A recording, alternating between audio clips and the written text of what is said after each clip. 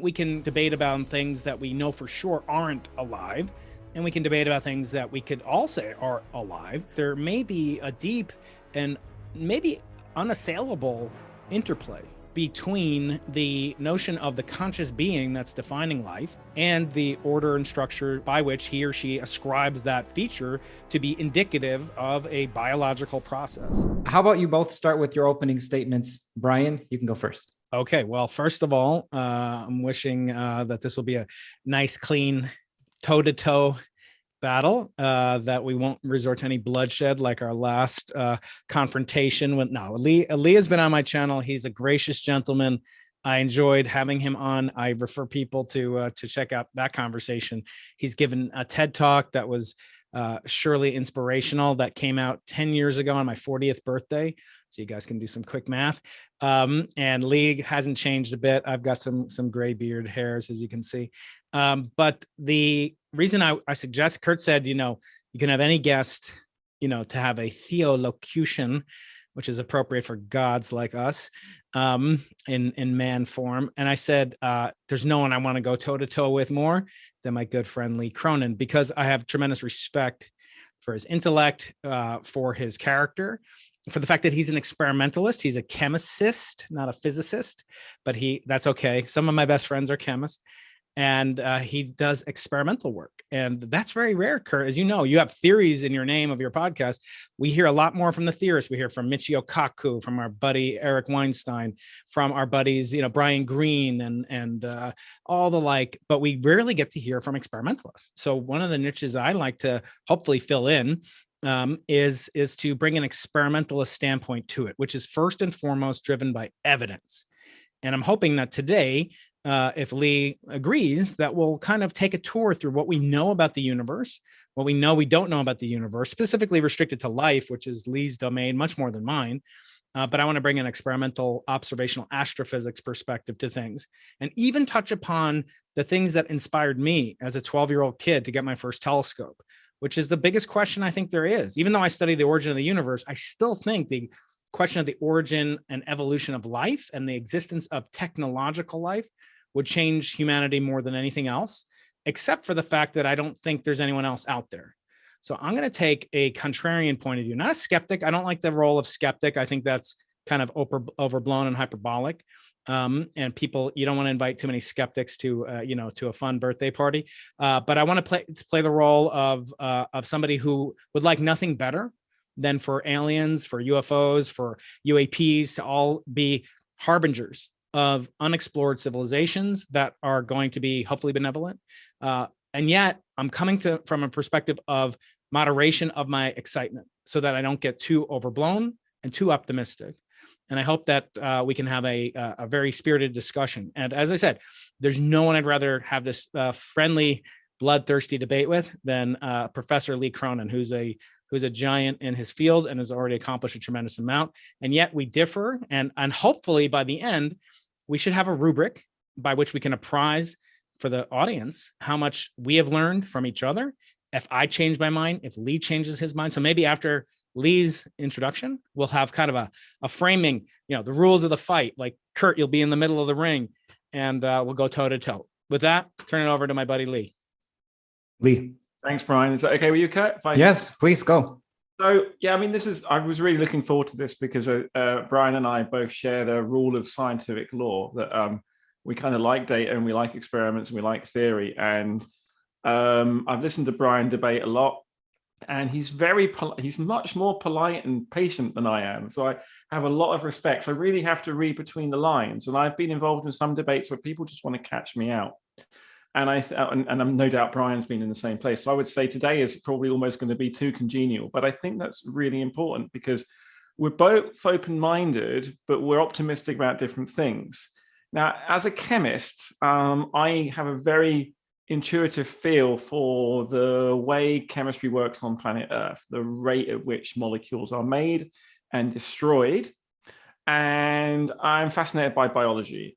And actually, I describe myself for full disclosure. I'm really an experimental theorist in a way. I don't think I have the analytical brain to be a good theorist, but I'm really good at coming up with experiments to develop a theory. And I'll explain a little bit about that. It seems a bit weird, but I do agree with Brian. I'm very skeptical about making declarations. I don't know if I can put a number on, and I was on my computer on about alien life or not. I wrote a paper a few years ago, which was called Quantifying the Origins of Life on a Planetary Scale.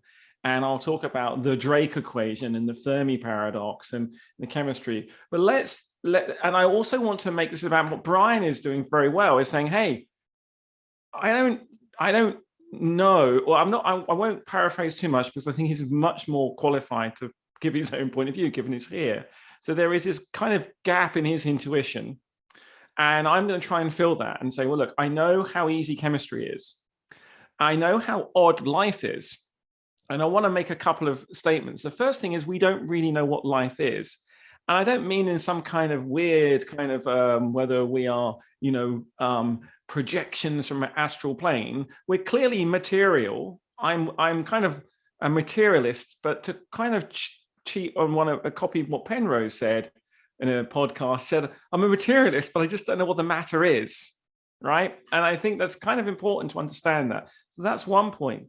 The other point is I would appeal to this out at the beginning. I would say there's lots of gaps in my kind of feeling of how the universe works. So physicists typically have, I think, not have 3 or 4 things that I find confusing, that they conflate to kind of think that life is odd. The first of all is the origin of the universe. How did the universe get started? You'll hear time and time again for the second law, that is that things get more disordered over time. We have more order at the beginning. So say, hey, where does that order come from? And Brian is really well qualified to explain that. And I'm hoping that by him explaining some of the positions I find confusing, I'll be able to explain some of the positions he finds confusing. We might even find ourselves agreeing, which is not a very good blood sport. But let's not prejudge our agreement, because there's lots of disagreement. So physicists think that there needs to be an order at the beginning of the universe. So I find that confusing. And the second law for me is baked into the way I do chemistry. So I get this chemistry, all these complex molecules, and they turn into life, and hey, presto, we get there. Well, actually, it's not like that. We don't know what it is. The other gap is that we talk about this thing called entropy, and we also talk about what we call causation and kind of the emergence of information or intention. And so in my opening statement, I would just like to say there are significant gaps in physics which preclude us from really even understanding why the universe is here. So I both sympathize with Brian's view, but I also would like to go, straight back at you and say, could understanding the origin of life, which I'm not so interested in, I want to understand how life forms as a phenomena. It might even actually help us understand what the universe is. And so my real intuition is that life is as easy as starting a fusion reaction in the sky. And there are fusion reactions starting all the time, stars giving birth and stars dying. And we need to think statistically in that way to start to reframe the argument. Now, does all life turn into intelligent life? We can debate that and talk about it. But I would say that in my opening argument, I think I see no barrier for why life can't be common. There seems to be no law or no gotcha in terms of resource. But I do concede we don't know what life is. But I also would kind of say, we don't really know where the second law comes from, that time seems to be optional in our universe. And we have all this jiggery-pokery with the second law and how things happen. And with that, I will close my opening statement.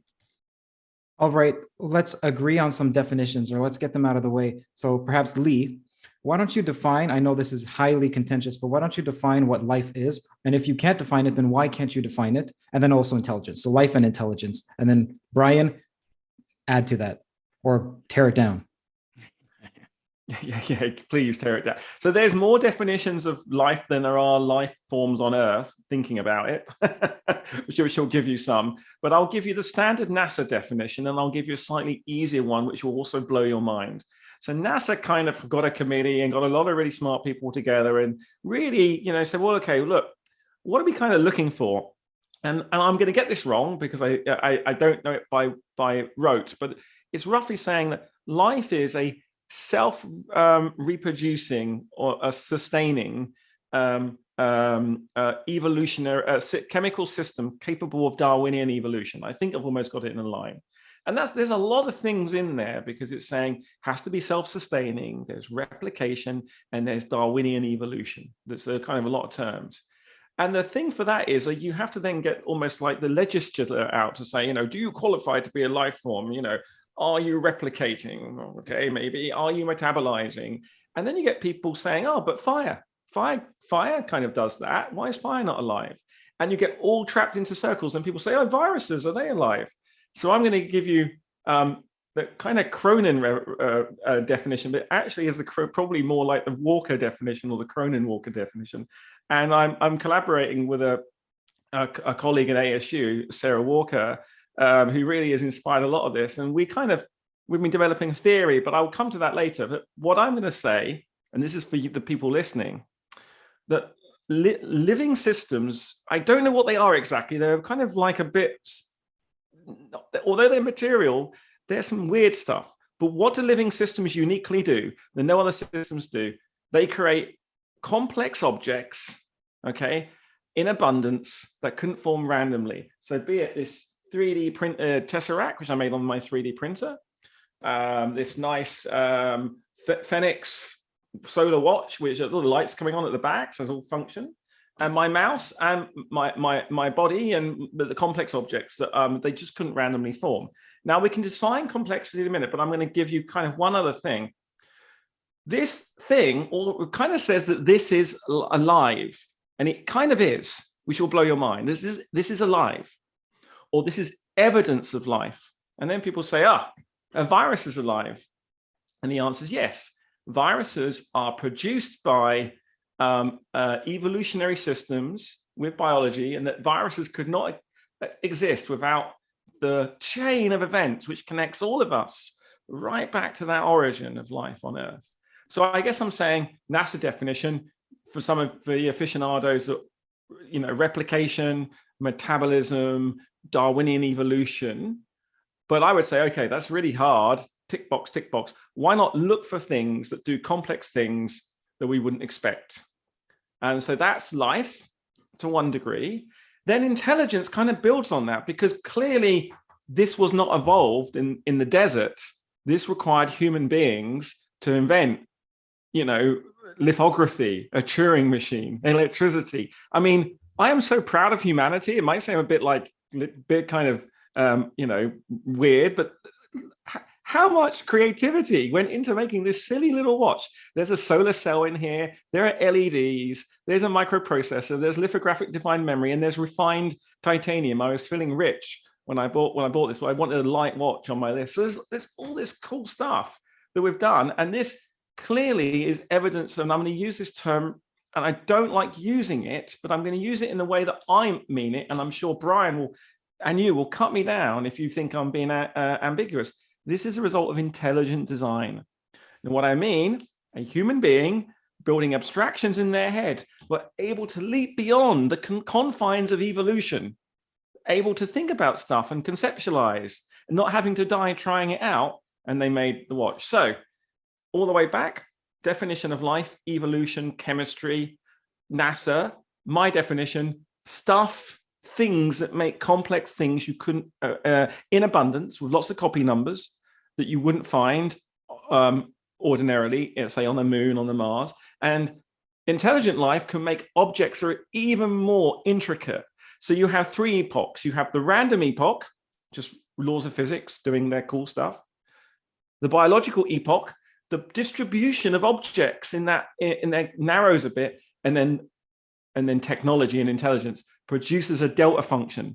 The number of transistors in here that have no variation, almost perfect, is staggering. And that's kind of long-winded, but I think I just wanted to get that out because it's quite precise and will get people watching and listening to think really like, oh my gosh, this cup is evidence of billion years of life. Because with no potter, no discovery of no clay, no cup. Just imagine how many, this lineage, this trajectory, this object, this is actually made in Beijing. There's some lovely pictures on here. This is evidence of billions of years of progress. I'll stop there. Brian, What are your comments on that? Well, of course, with a definition as maybe one could say flexible as all that could, be said to entail, of course, it's hard to disagree. I was preferring to think about things, there was a decision, you both are not of the United States in origin, but there was a famous Supreme Court case in the 50s, I think, where the court was asked to describe what is pornographic. And the upshot was that you know it when you see it. And I think, we can kind of, debate about things that we know for sure aren't alive. And we can debate about things that we could all say are alive. And I think leads on to something that there may be a deep and maybe unassailable interplay between the notion of the conscious being that's defining life and the order and structure by which he or she ascribes that feature to be indicative of a biological process. Normally, what I hear is, well, life, it depends. And even what is consciousness? It depends. And as you know, Curt, there are people that believe, the quarks in the cup that Lee was holding up are alive or have consciousness in a panpsychist format. I don't know if Lee believes that or not, but I would suspect not. Yeah, he's shaking his head. So what I think is important is that we all sort of can recognize the boundary cases as not or yes, certainly affirming to be of life. And it's kind of like, these debates about, like think about abortion. Abortion is really controversial here in America. Nobody would say before your parents met each other that you were an organism, you were a baby. And nobody would say after, 10 months out of the womb that you're not a living being.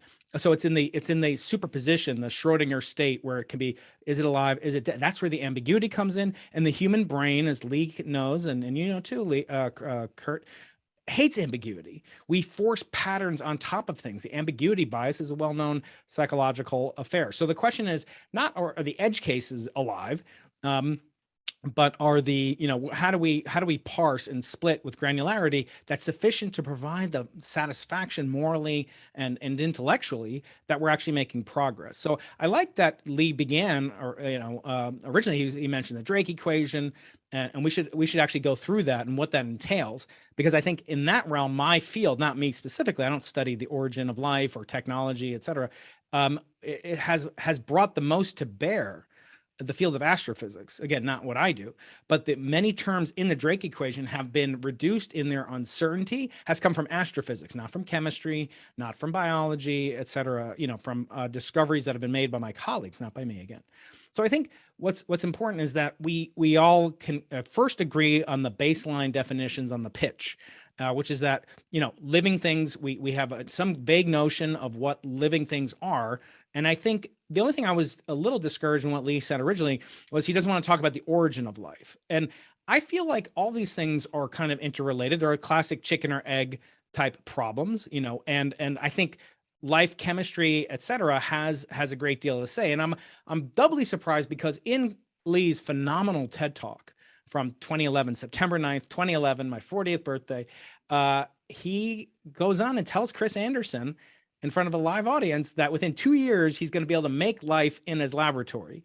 And I don't think necessarily that you would claim that to be a successful bet at this point, Lee, but I'd love to know what is, and I'm not criticizing you, merely bringing up the fact that there is a tendency, mostly in my field, to have things like the God equation, the God particle, the mind of God, and the God equation. All these things, the hype that we have in the field of cosmology, Curt, is unparalleled. And I worry that if we don't avoid that in kind of the essence of describing the origin of life, evolution of life, aliens, UFOs, all the things we're going to talk about today, I hope we will, because it's so fascinating and has driven me since I was a kid. Nevertheless, there is a tendency and a propensity for us to believe what we want to believe and maybe put things in the file drawer that we find discrepant. And so I would just say, I think it is important that we talk about the origin of life. I think that's a crucial question. And I think there's no one better on earth to talk to than Lee. I'm sure there are many better people to talk to. Let's unpack it. So yeah, the TED Talk, I really enjoyed doing the TED Talk. I was the first up at the TED Global that year, the first up from the start of Origins. I actually meant what I meant, and what I said in full, and it sounds like a cop-out politician, Boris Johnson's like, I didn't know it was a party. I made, so what I was trying to make is two important points. So number one is that I think the origin of life is fast. And once I've worked out how to set up the engine, I'm building a evolutionary engine, it will take a couple of years. I stand by that. And it has been 2 years, it's been 10 years, but in the 10 years, I've had to design a programming language for chemistry in the lab and find the money. And when I went to get money from people and I said, hey, guys, do you want to invest in the origin of life? Their eyes glaze over and I said, okay, do you want to invest in drug discovery? They went, oh yeah, good. So what I've been doing over the years is actually building this technology that now exists in the lab, and I'm super excited.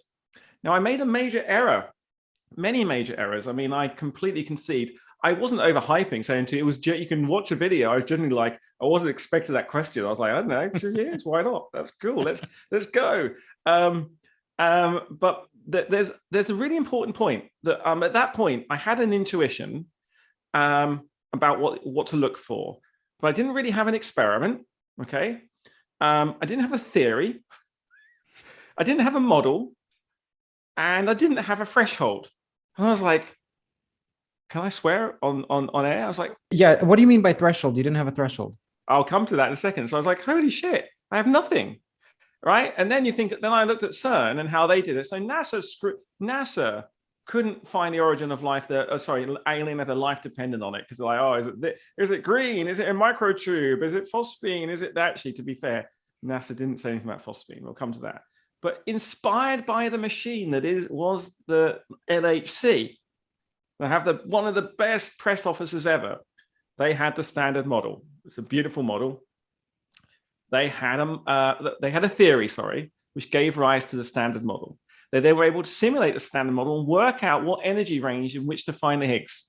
So then had an experiment, build a collider, go to 138.5 GeV. You have a better memory for this than I do, but there, find a peak, get it 11 sigma, Higgs, job done. You've got it. So what I was going to say is to reassure Brian or to make him decide, we're not just going for the origin of life. We're going for the phenomena that produces life in general. Think of it like when you look up in the sky. Let's just imagine that I don't know, that it's a few 100,000 years from now, and humans had emerged slightly later, and they look up in the sky and all they see is the sun. They don't see any other stars. What they would do, they'd be obsessing about the origin of the sun. How did it come? There's fusion. Where were those hydrogen atoms? Those damn hydrogen atoms. How did it happen? And then fusion came. But now we look up and say, there's a sun. That's cool. And they go over there. There's a sun. Look, one's just died. One's just started. One's died. So what I'm trying to say is, of course, I'm studying the origin of life, but I'm not just studying the origin of life. I'm understanding the emergence of life in general, so I can do statistics. And all I can do in my lab is build the experiment. So now I okay, I need to build a life generator. So I need to build a simulator of planet Earth, have a load of pots, load of warm ponds, programming language, pumps and valves, doing all the chemistry for, but I don't have a planet or 200 million years. I have some grad students, brilliant grad students, 25 of them, and 4 years. So then I'm multiplexing it. So I've got a kind of theory, which is unreasonable complexity. That's my theory. My model is to go and then generate networks of molecules that will produce that unreasonable complexity. I then have a threshold, which I can talk about, which is I published a paper last year, an alien meter, that kind of works for life. And I now should go run it. And I don't know, this is time stamped, it's 2022, we're getting older all the time, but I will let you know, I will tweet when the experiment is ready to start. And I'm going to connect my complexity to Twitter. And it's just going to talk right there. The chemistry that comes out is just be random. And what you need to do is look at that Twitter account. And when it starts writing, or when you see patterns in the tweets, you'll know a life form has emerged in Glasgow. So yes, we are doing origin of life, but I want to frame it more broadly. And I also think that I would like to kind of just suggest that, it is quick. So the 2 years I promised at the TED Talk is correct. And as Brian knows from doing big experiments, political and all sorts of things, which 2 years are the most important? That's right. They always say, X experiment, or X discovery is 10 years from now, and it will always be so. But Lee, let me, I love you, and I'm going to keep harping on that fact. So nature's under no obligation to, fulfill things on our grant schedules, on our, biological clocks, which is a kosher form of clock as far as I'm concerned. But I want to take you back to 1854 when a fellow Scotsman, a brilliant lad, just like yourself, sir, and he was working away, and he discovered these 4 laws that are eponymously named at the Maxwell equations. And James Clerk was working away, and he discovered that, and he said, these imply and impute the laws of electromagnetic radiation. And how can they propagate through the seeming void that separates us from the sun, from all these objects that Lee's already described? Well, it must be the luminiferous ether, the virtuous electromagnetic ether. And he said, well, how does that work? And he went through it, and he had this system of vortices, gears, pulleys, and ropes, and so forth on a microscopic level, which is totally laughable. So now imagine, Lee, if Twitter existed back then, or how about if Twitter existed when Darwin wrote his letter to, was it Huxley, Lee, correct me if I'm right, about the warm little pond. And he said, oh, it's an if, and it's a very big if. And what if, there was a Twitter, bot connected to Darwin's warm little pond in the 1840s, 1850s?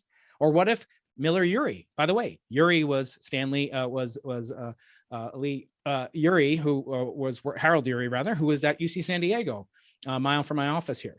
And our chemistry department's named Urey Hall, and he worked with his grad student, Stanley Miller. And they came up with this famous Miller-Urey experiment, which sounds an awful lot, except for the existence of a computing machine next to it in 1951. And you could have turned it on and maybe connected it to a Turing machine that could then tweet.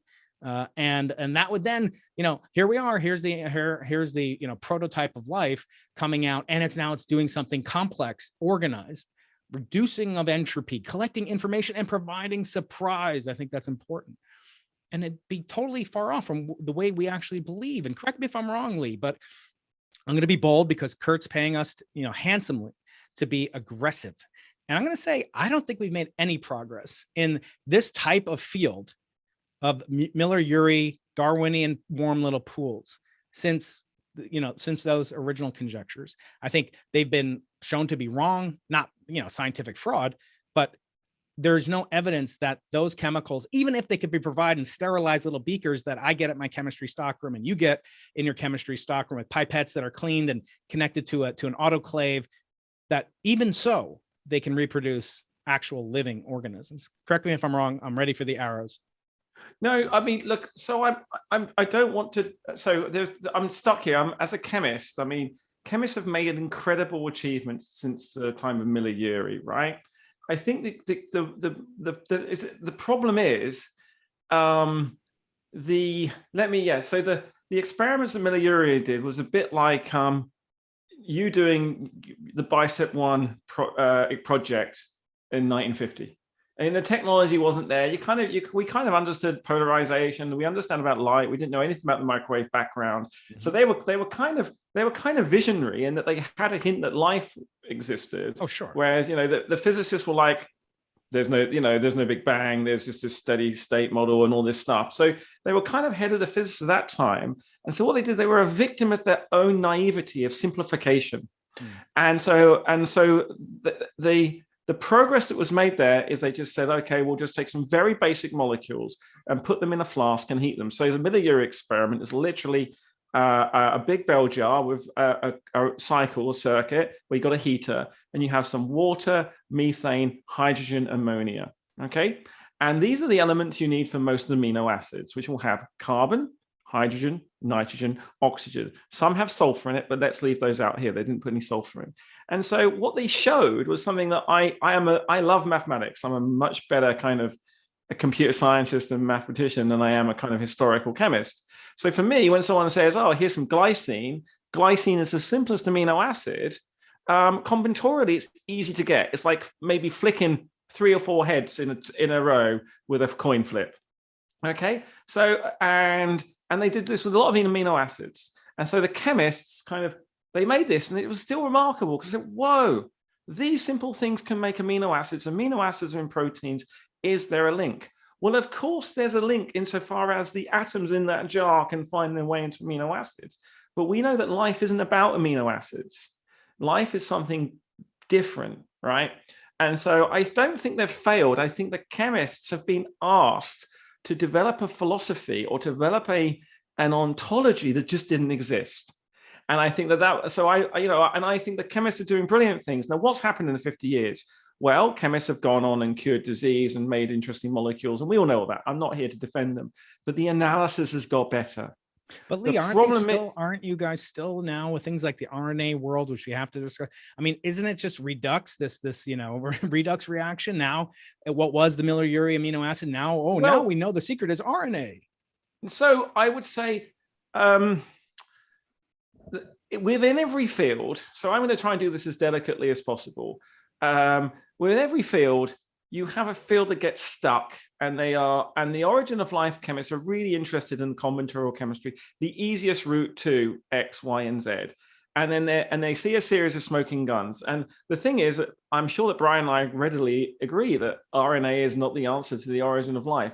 But I think I have an understanding of the underlying theoretical framework. And that's what I'm going to push Brian on in just one moment. So life has little to do with the actual specific molecules. It's a bit like saying, I can only make a motor car that's, I don't know, let's take a BMW. I discover a BMW, or then I discover a Tesla, right?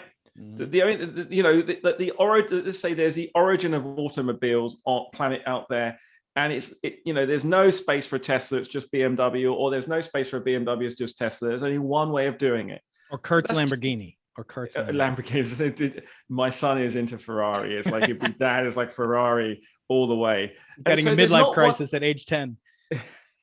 There's not one way of solving that chemical problem. And what I'm here to reassure Brian on is like, whoa, chemistry is special. Like, it's not. The problem that chemists have is that they are playing around in the mess in the middle. So here, let me just frame the whole discipline. My ambition in my lifetime is not only to get to solve the origin of life and make artificial life and find aliens. Those three things are needed, I think, together, because not one of them is going to be acceptable, I think. And also, as the alien discussion is going in our popular culture right now, and this is something that Sarah Walker has pointed out to me many times, it's really interesting that people are excited about aliens. And I kind of disagree with Brian a little bit. He says, if people just find an alien life form, they won't care. They will, but it needs to be framed properly because people want to know, they want meaning. So going back to this origin of life and why is it wrong? Well, physicists deal with low memory systems, right? That's why we call them low memory systems. Physicists themselves are very high memory individuals, right? They have to be good at mathematics and modeling and so on. Low memory systems. That means that a few equations can broadly show you how things work. Not precisely. Then you go into chemistry, and chemistry is a bit messier. There's lots more compounds being made, more combinatorial explosion. But again, chemists, alchemists, whatever, we can make new materials, molecules, and so on. Then you get to biology, and that's a medium memory. When you get to biology, you have all this contingency and evolution, Cambrian explosion, there are legs popping up everywhere, eyes everywhere, things calm down. You get to where we are on Earth with dinosaurs, a chance of it comes, dinosaurs goes extinct, mammals run around, and suddenly we have human beings building iPhones and YouTube and whatever. And I think that the memory in those increases like dramatically. We can't even conceive because physics has not, and we say it's all physics' fault, right? I'm in defense of the chemist. Physics doesn't understand entropy. It's wrong. The definition of entropy is wrong. Sadly, so this is huge. This is really huge, Curt. So Lee has a very provocative, unorthodox, and not necessarily accepted within physics. It doesn't mean it's wrong, but I think we should put a pin in that and definitely want to. Your audience needs to hear his perspective, and they hopefully will want to hear my rebuttal too. But Lee, go. I don't want to interrupt you. Is this related to assembly theory, or is it different? Yeah, it's about assembly theory. I'm unsure how a definition can be wrong. What do you mean by the definition of entropy is wrong? That entropy is trying to capture something, and the definition doesn't capture that? Let's define entropy for a second. And so it's not, the definition isn't wrong. It's what we need to, the whole concept is wrong. It's like these are career-ending words, right? There would be all the thermodynamicists out there canceling me, but because thermodynamicists are pretty cool guys and they like the stats, they're not going to cancel me. They might take pity on me and teach me some statistical mechanics. So what do I mean? So what is entropy, first of all? Entropy, very loosely, is a measure of disorder. So and what we say in general, I take for a exception to process that. to be, sorry? I don't think that's the case. Do you think that's the case, Brian, that it's a measure of disorder? Sure it is, yeah. I know that's colloquially what it is. No, it's good. If you if you want to calculate the entropy of something, you look at the state, you look at the actual state versus the microstate versus the number of possible states, look at the fraction of those. And basically, when you look at the entropy, the value, it tells you how much disorder you have. The lower the number, the lower the disorder, the more order. The higher the number, the higher the disorder, the higher the number of arrangements. That is the precise definition of entropy. It goes from the molecular level, the atomic level, all the way up to the macro level. Well, Curt, I should say that John von Neumann said nobody understands entropy. So if you ever discover something, call it entropy. There's like what, Lee? 8 different Shannon entropy, von Neumann entropy. No, but that's. I know how you're using it. And I don't fundamentally disagree, Curt. I don't disagree with the that. tricky part, Lee, and I'd like some clarification, is that when people use the word order, we have a certain meaning in our everyday life, in our vernacular. But then when we use the word entropy, it has a specific meaning that isn't necessarily tied to order, though it's correlated with it. And you can see this with a coffee cup. We have to, let's go back, because Brian will back me up here. The entropy that's used in information theory is not correct, right? It is a colloquialism. It is not anchored in physical reality. What is anchored in physical reality is the basic idea, the idea of a heat engine. Okay, so I want to talk about a heat engine. So basically what the thermodynamicists realized, if you want to get maximum efficiency out of your heat engine, you maximize the temperature difference between the two parts, right? And then you can Carnot extract. efficiency, yeah. Sorry? That's a Carnot efficiency, right? Exactly. And Brian is agreeing with me because it's right. It's how it works right there. Now, Boltzmann came along and he realized that he could derive the existence of molecules, of atoms from this approach. It's like ab initio. It was amazing, right? So you could infer that these molecules are moving around and they have these energies associated with them, and they could be added up and they would give you what you measure, right? By experiment. Now, that's out there. What I'm saying here is human beings create the boundary conditions of the engine. We build the engine, we do work, we interact on the boundary conditions to make things happen. And then we label the beginning and the end. And the way we label things in such a way as an observer that we kind of stack the deck. So we always see the entropy change. So let's pause there, because that's quite a deep thing. And we have to dig down, and Brian will attack it in a good way because it needs clarification. Now let's go to information and entropy. This is where things get confusing. Shannon wanted to qualify the amount of noise in a channel, if we're speaking, right? And he wanted to think about the number of possible states. How surprising is it if I get this bit, do I get that bit, right? And what Shannon was able to do is come up with a very nice mathematical formalism that looked very similar to entropy, okay, on a channel. But people misunderstood and said that everything is a communication channel. But no, Shannon says there has to be an encoder and a decoder, and then Shannon information can be used. Only under those circumstances. No encoder, no decoder, no Shannon information. Okay? That's what I mean. So I really wanted to take that very carefully and define those to the best of my ability. And I'm very happy for Brian to correct anything, because he's a better teacher than I am. And I think on this, we broadly agree what the definition of entropy is. I think just for Curt and for the audience, who's incredibly erudite, second only to the Into the Impossible podcast audience in terms of erudition, brilliance, and alacrity of brain power. No, I'm just kidding. There's a podcast that Brian hosts for those who are watching called Into the Impossible, and I recommend you check that out. I'll leave a link in the description. And Curt is my thesis advisor and all things in YouTube. He's really helped me tremendously, and I have gratitude for him.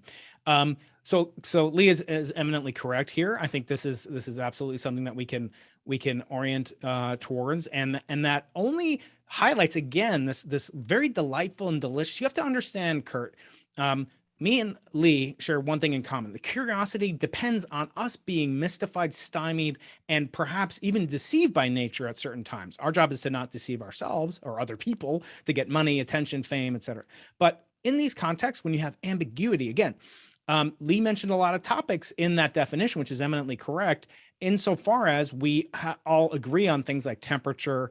We agree on basics like the microstate, what constitutes microstates, distributions, and fundamentally, if we agree on time. And Lee has some very, very, again, delightful, delicious, possibly delusional, but wonderful ideas about time and its fundamentality. But let's connect. Let's keep going back to what Lee said, which I think is brilliant and controversial. He said physicists do not understand entropy, which implies concomitantly with that, I think, Lee, you'll agree, that we don't understand time, because time and temperature, I think you could say we might understand, but that's intimately connected to molecules, right? You don't have temperature of a single quark, right? That's not substantive to talk about. So chemistry comes in, and I think I would disagree that chemists have a superior understanding. I think they have insight that physicists do not appreciate, and Lee's 100% correct. We don't appreciate this molecular story. And I'll just correct one thing that Lee said. I don't think Boltzmann, fundamentally, proved the existence of molecules. I think that was Einstein later with Brownian motion, which was concomitant with Boltzmann and Maxwell's earlier statistical mechanics. But let's just take this back to Lee's controversial statement, which is that to understand time and to understand entropy, we really need to understand chemistry, because they're all fundamentally pivoting on a very singular hinge, which is a chemical definition or a practical working definition of entropy, which Lee posits comes from chemistry exclusively correctly. Yeah, and I think to going back to Boltzmann and the proof of atoms, Boltzmann proved, you can add it on what Einstein did, that basically that molecules are little microstates, basically, and so that's a good correction. We must get these corrections right. So going on with entropy, so what I was saying to you, Curt, is that when you look at a process, you say, oh, this whole process has occurred, the entropy of the universe has increased, right? It's like some kind of law. And I keep saying to people, what is the basis for that law? And this is really tricky. So we get into a circular argument where people say, well, of course, if we do the statistics, what we do is we count everything up in there and put them in, how much energy you have, how many of you, and then we sum it up and we look at the entropy, we calculate their number, and then we look at the change. So we look at before and after, and we look at the difference there. Now, the problem is, with respect to what are we labeling? And so what I'm saying is that entropy as a term is useful if you're a god looking down on your universe and you see the system and you see the surroundings. If you're doing that, you're good. I'm not saying that everyone using entropy is insane. I'm saying entropy relies on coarse graining, and coarse graining removes causation. So this is the problem, because entropy basically says, everyone says there's no causation in the universe, we don't need it, there's a second law. And I'm saying, no, there is no second law. The second law does not need to exist if you allow causation to exist. And it removes the number of uncertainties. And my universe requires no second law, no order at the beginning. It only requires causation and the physical laws we already know. So that is critical. Let me just, because Lee is a delightful ability. I wonder if he is part member of the tribal families, because he talks with his hands and he's just so brilliant in his single-mindedness of discourse. But I have to put a pause there. So Lee is also pushing back on something that's very controversial, and he has tremendous courage. Again, Curt, I know you wanted to have blood on the floor of the mat by round 5. I think we're probably in round 3. It's going to get there. We're going to get bloody. But one bloody good thing that Lee has said exclusively, courageously, I think only on my podcast interview with him, was that chemistry has, quote, an intelligent design problem. So what, and Lee takes on these intelligent designers, which I've had on my show, and I don't mind, and Lee's debated them, and it's kosher in my mind to talk to such people, Stephen C. Meyer, James Tour, others. But fundamentally, Lee has courage in that he is admitting there is a lacuna in our understanding of science, which we are comfortable with because we are making progress towards an understanding that hopefully would not involve God. But hopefully, if it does involve God, chemists, physicists around the world could be open-minded enough to accept and change their priors based on that. Now, what he said is fundamentally important 2 minutes ago. He said he doesn't require a second law. Now, why is the second law so problematic for chemists who reject the intelligent design hypothesis, which obviously Lee does? And that is that because without some low-ordered state, which can get into my field of cosmology, how did inflation, how did the Big Bang unfurl if there was no pre-existing universe, a pre-existing collapsing state, perhaps?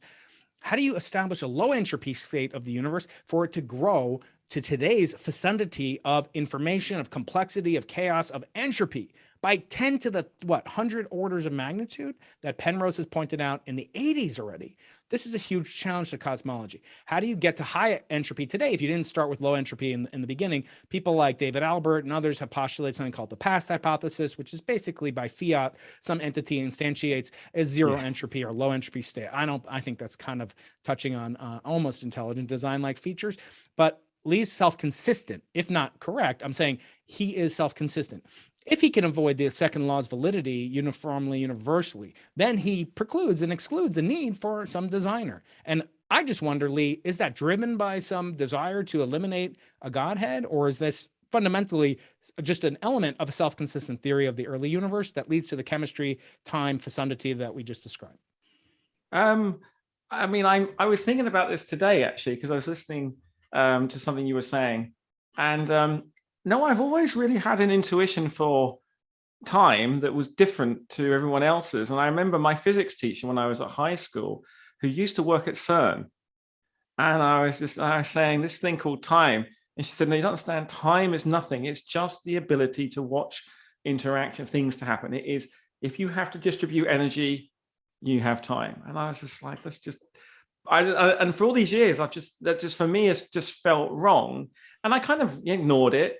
And when I came back in that I'm a very open-minded chemist, in that for me, chemistry is a way of interacting with the universe to ask questions. And when I look around and I can see that you have sand on a beach that is inorganic, made of silicates, there might be biological stuff in there, but you've got inorganic stuff. And then you can see a blade of grass where there's a molecular machine in there that's assembling, taking light, taking CO2 and respiring. You can't help thinking there must be some incredible force of nature that we're misunderstanding. Now, I don't mean like a force of gravity, but I will introduce, and this is what assembly theory quantifies, that physicists should give us a bit of causation. The physicists have taken causation out of everything in physics, so they have to magically invoke it, which is kind of why we have this free will problem now, because we've got really smart people saying, I don't have free will because I live in a deterministic universe. And then you're just like, well, what are we doing this then? I might as well just run around naked on the YouTube channel because it's already pre-designed. And nobody acts like they have no free will. I mean, that's the thing. It's like, if you meet somebody who truly believes that they have no free will and acts upon it, that person should be referred to. I think it doesn't Sam Harris claim, but anyway, I'm digressing a bit. Yeah. So what I mean is that you have this thing that for me, the missing force, if you like, or the missing phenomena that we are all missing by removing it, by having entropy, cheat number one, having order at the beginning of the universe, cheat number two, and having emergent time and emergent causation, cheat 3 and 4, is that we're ignoring the fact that when you've got a universe just full of objects, let's call them just atoms, right? And some energy, and you start to break symmetry, that symmetry can select.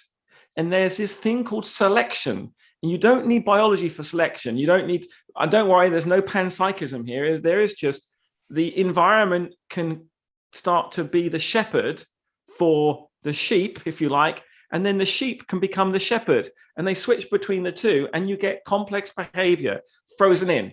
Now, this is the point that random events are random, but they are absolutely monumental in the trajectory. So what I mean is you go to a billiard table and you just start moving the balls around, the state that you'll have number of bounces later will be precisely controlled by your initial conditions and some variations.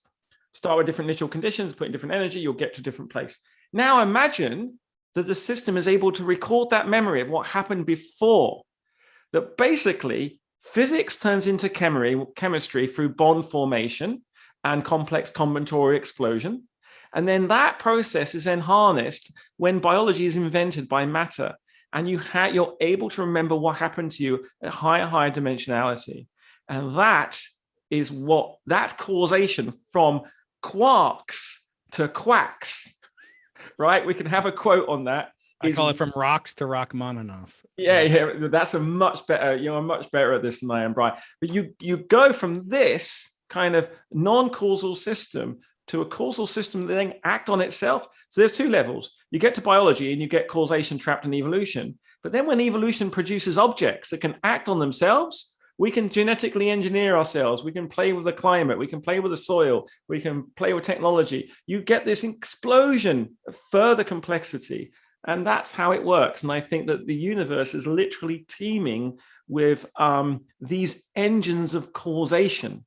And it doesn't need to be, we can come to a Drake occasion and Goldilocks Earth. You know, the fact is there's life everywhere. The sad thing is we probably won't be able to recognize it other than if we use assembly theory. But that's obviously my bias, right? And the problem I have as a theorist here is I invented a theory in series of experiments. And what my challenge is to disprove my own theory and the problem with the discipline I'm in is the chemists won't even engage with it to start with. And it's taken them a very long time. Well, I have a different, I'm sorry, Curt, to interrupt.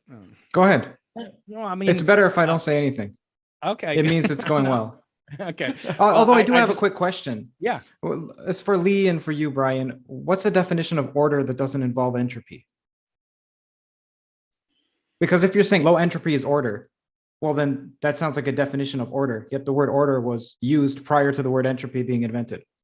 So this is really tough. So you've asked a really smart, so I'll take a stab at it and Brian will as well. You can define information in terms of your certainty about what's going to happen next. So if I take a coin, right, and I say I'm going to flip my coin, and I have no idea, I have nothing to suggest that it's a weighted coin. I will assign a prior that I'm going to give, 50% head or tails, and I'll collect data and I'll update. So that update constitutes some information. And that is the same type of thing you want to have a look at in order. Order is a really odd thing because order is about registry. And so I would say that order happens when you have no constraints. Let's say, and you allow things to cool down. So let's just take a phase transition. You take some water vapor and you allow that water vapor to kind of precipitate and grow an ice crystal. Okay, and if you allow that to happen very slowly, the order will arise from the fact the molecules in that ice crystal, the water molecules, will take the correct low energy configuration to make a nice tetrahedral symmetry, and then you'll get no defects in there and you'll produce this perfect object that just happens because the laws of physics give you that. So order arises when you have the constraints are minimal. That's kind of a really nice definition of order. And it's hard because lots of people argue and they bring in, it's all anthropomorphic. My kid's bedroom is not ordered. He will claim it is, right? But, so and then you then frame it in these entropic and information arguments. But then you say, hey, what is information? Information is about uncertainty. What is entropy? Entropy is about disorder. So one way of looking at it is causation or information for me is almost the inverse of entropy. So when I burn something, I know how much entropy has changed. So if I burn a book, in principle, or I take a book to the event horizon and black hole, right? You're going to get all the information back out as Hawking radiation. I won't be able to count it, but I should be able to work out what it's roughly going to be. So it tells me what I've lost. It's never told me what I have. And that's why I'm pushing so hard on this, is entropy is almost like the inverse. It tells me that I lost stuff. It can never tell me what I had. Yeah, I would very much agree with that. I would only add on just another example. Think of a pendulum clock, a grandfather clock with the pendulum swinging back and forth in vacuum. You can use that to tell time. And actually, I think it's the minimal clock. Lee works a lot on minimal systems and systems that exhibit, features of the very most simple basics and essence of the phenomenon. Not simple in terms of like dumb, but simple in terms of elementary and important. So you can have this clock swing back and forth, and you can use it to tell time, i.e., describe order. But if and only if you define the direction of the arrow of time, right? Because a pendulum is time translation symmetric. If I didn't tell you where it started, I swung the plumb bob out over here and let it go, you wouldn't know the absolute origin of time. But you could still count time in a parametric relative way. You could say so many cycles of the pendulum later, and you could say that's in the forward. But if the universe were, arranged differently, the laws of physics work for Newtonian physics in the absence of heat and so forth, work the other way. So yes, so Lee's right. You imply some constraint And then you can do stuff without imposing this interplay between entropy, time, and order, but only if you supply at least a minimum bit of information, i.e. what was the initial condition. But to get back to Lee's point, I think this will go back to our rubric that we established in the ground rules, when Lee and I were nose to nose at the beginning, and Curt was like pushing us, and we were like, at the very beginning of the fight. We should have some explanation of what our priors are and how we could change our minds. So one thing that Lee has said just now, and has said to me on my podcast, and has said in many of his wonderful debates, and again, I give him credit for his courage. This is so rare that you have a public-facing scientist at the highest level, Regius professor at the UK, which is like appointed by the Queen. So I think he has to like taste test all her food to make sure she doesn't die. Like Martin Rees, he tells the Queen her horoscope as the royal astronomer. Lee is like that level in his profession. So let me say that again, prefacing with respect. Lee is basically claimed that life is abundant. And so to me, in the universe, and he's gone so far as to make a life detection machine, which after his Twitter bot, in the warm Darwinian pool registers, I'm setting up my Twitter like Jack did, 20 years ago. After that, he's going to also, provide the signal coming in from the universe, autonomously generated based on fundamental mathematical principles connected to computational devices, Turing machines. But that is predicated on this bias. I call you out. I use the B word, Lee. You are biased that life is plentiful throughout the universe. And I have to say, with the Drake equation, which we can write down, and I give it to my undergraduate students, and Lee knows it backwards and forwards. The most important thing in any equation, Lee, correct me if I'm wrong, is not that you get the answer, it's how you account for your uncertainties, your statistical uncertainties, which are easy to calculate, and your systematic uncertainties, which are very, very difficult. I use this example in a talk I gave in the belly of the beast, guys. I went to the SETI Institute, which we can talk about later. I gave a talk and said, what if you apply the Drake equation to the San Diego Zoo, where I am? And he said, how many people are in the San Diego Zoo right now? And I go through the calculation, I come out with a number, and it's like 8,000. And that's great, except when I do the error bars, if I account for each one of the terms that goes into the Drake equation for the San Diego Zoo, and feel free to estimate, it's an example of a Fermi type problem. If you don't include the error bars, it's meaningless, it's worthless. So I believe that Lee should say that there's 100%, that life is abundant, but I want to know his error bars, and I want to know how can he go about reducing those error bars. In other words, disproving himself rather than confirming that life is abundant necessarily. What are the potential pitfalls, traps, biases, confirmation, and otherwise that this abundance detector that you have developed and promoted has any degree of credulity right now? That there's 100%, as you said, there's 100% chance. I'm closer to 0% chance of life in the universe. Again, no one would like to believe it more than me, especially intelligent aliens that could teach us the laws of physics of the 25th century right now, so I can win that Nobel Prize finally. But I want to know, Lee. I'm with you. So let me unpack this. Let me qualify, because we're violently agreeing. So my intuition, the way I understand how chemistry works, is I think there's life everywhere. I didn't quite say 100%. Brian is kind of. I have you on record saying 100%. I know, no, that's fine. That's fine. I'm happy to stand by it. I think it's great. It's like you're really putting me there and sort of going me in the corner and just throwing the punches. And I would say that it is. I wouldn't say I'm biased. I'm optimistic.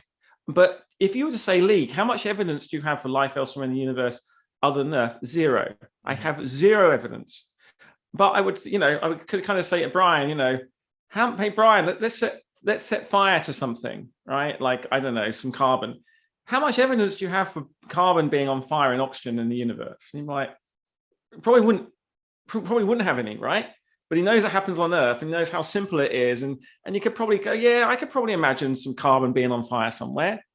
Kelvin used to think the sun was powered with coal, right? But when he did the math, he just worked out and have energy. So totally, I have no evidence there's life elsewhere in the universe. Zero. There's some hints there might have been life on Mars. There's some hints that there might be some interesting stuff on Venus. We're excited about going to Europa and Enceladus, right? So just to be clear for everyone listening, zero. I have zero evidence.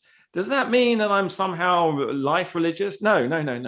What I'm saying is chemistry is so easy, so quick, and there are so many missing gaps. What is the likelihood here? Is the likelihood that life is just vanishingly hard, or is it that we don't actually know how we store information in chemical systems when evolution works. Because I do agree that there's probably life in the universe, because I'm using life as a very broad catch-all term for the following. I'm saying that when there is selection, there will eventually be some kind of evolution, and that evolution will normally give rise at some point in time to a LUCA, and that LUCA will go on. And Brian is absolutely right. There's lots of fragile links in that, and we just don't know. The point about the Drake equation, however, is this. The Drake equation is not a law, is not really an equation. It's a kind of made up thing. When, look at this, look at this, right. look at this. Mm-hmm. But I do think that Brian and I should sit down and say, okay, how many stars, how many planets, what fraction of the planets are even, my motto here is let's allow any planet where bonds are allowed, covalent bonds, because covalent bonds, let's allow life on all, let's allow all of those to be lifelike. So then, why I say where there's bond, there's hope. Mm-hmm. So you're just looking. And that's important because, as Curt always points out, you want to have these no-go theorems, right, Curt? This is something that's a fixture on your channel. You've been paying attention, Brian. Yeah, and I'm stipulating to you, Lee, I'm willing to change my mind that there is no-go theorem. So in other words, the probability is greater than 0, and I should never say 0, and I didn't say 0. I said I think it's closer to 0. But I agree with you. Bonds, the proclivity of bonds, and the vicinity of carbon to make bonds, and so forth. I would say there's lots of evidence of chemical reaction. I mean, we have examples of amino acids at high redshift that we can detect in quasar absorption features, and we know chemistry takes place in distant objects. But this point is well taken. Yeah, and I continue to push back and say, my conviction is more out of my humbleness, really, because the Earth isn't that special. It's a rock in the solar system. We've got some carbon, we've got some oxygen. Yeah, people say, oh, it's lucky that we had a clean up, Jupiter could clean up everything for us and all this. I don't know. We don't know what time. Life emerged on Earth in 100 million years. It might be lucky for us that we have intelligent life. And I'm very happy to say I say to UFO believers all the time, the chances that an intelligent life form has sent a UFO to Earth is it's not 0, but there are other explanations, right? There's other things we can do. I know Eric Weinstein at the moment has gone a bit kind of UFO, let's think about it. But I think he's doing it for not to be to be disruptive, not disingenuous, and to get people to take people's temperature. But coming back to this, I would say I have seen no-go theorems for why life shouldn't exist elsewhere. And given that I'm an eternal optimist, I'll say, well, look, it should be everywhere. But what I'm super excited about is I'm willing to make a wager. Brian is still young. I'm even younger. Not that much, but in the next decade or two, we're going to go to Enceladus in Europa and Titan. And I'm willing to bet that if we do find any evidence of life on these objects, they will be totally different to life on Earth because they've had a completely different history. There is no relationship. Whereas we might find life on Mars. If we haven't put life on Mars by mistake, we might find evidence of primitive life on Mars that went to Earth and seeded Earth, right? Yeah, I agree with that. But that pushes things back. That's just changing the. But let me. Exactly. Yeah, life on Earth and life on Mars are luckily to be coupled. That's nothing. If we go to Mars and we find Earth-like life, I'll be happy for a day, and I'll watch the Nobel Prizes be given. But I'm like, that hasn't told me anything new. As a scientist, I want to discover something new. If 100%. I went to Enceladus, I found life form based on something that isn't RNA. That would be it for me. That would just be like the most amazing event in the universe. Why? Well, if I could find different life on Enceladus, I could start to frame the likelihood of alien life in our local group. Okay. I could think about how we could look at making new technologies based on living systems on Earth. And really, even more important, in fact, I almost have the same passion that Brian has for understanding the origin of the universe. For this is that if we can make life on Earth and understand the origin of life, we might be able to start to accept that life on Earth that we have right now in our ecosystem is very precious and is a thing. And we need to think about framing this living artifact, this cultural, jewel that we need to keep to be as persistent for as long as possible and to create maximum flourishing for our little moral kind of work part in the universe. Right. So I think almost the way if there are two films I watched. I'm talking a lot, but there's two films that came out the same year. One called Ad Astra, which was the most depressing, the Brian Keating movie. You're just as good looking as Brad Pitt, and all that. So, and then, and there is another film called Cosmos, which was a low budget UK movie, which I like. And you should watch them, because one, basically, they're both about, should we find life? And one finds life, very optimistic, comes to Earth and says, we're here. And the other one is like miserable. There's no life anywhere. And for me, I think the difference between us is I'm an optimist because I understand my chemistry and I'm a chemist. You're an optimist in your field. You understand that. And I'm trying to borrow a bit of your intuition, and I'm trying to lend you a bit of mine and see if we can change each other's mind from that point of view. But you're absolutely right. I have no evidence, but I have no reason why it can't happen. There is nothing magic about life on Earth. Yeah. Well, I wonder if we could have a no-go theorem if you would agree, and then perhaps that would make our generous host generous, good-looking, and just with a delightful aroma. Although I've never met him in person. Curt's one of my best friends that I've never met in person. I hope to rectify that in the very near future. You too, Lee. But you brought up Eric. You brought up, and so I find that there is sort of a wish fulfillment aspect in many of these things, including in this huge and deservedly so excitement over JWST. I mean, I basically heard people portraying one of the science cases for JWST tantamount to, well, we're going to see like cities on exoplanet. Like, no, you're not. You're going to see like spectral lines. And often Eric has talked about data and collecting data. And it's our data. The Hubble Space Telescope is our data. Like, well, it's data, but like take the Hubble Deep Field. I love mentioning this topic. So the Hubble Deep Field is data, but actually we don't use it, the data, the image, for anything. It's a screensaver. I call it the cosmic screensaver, cosmic wallpaper. And that's all the image itself is. The data is within it.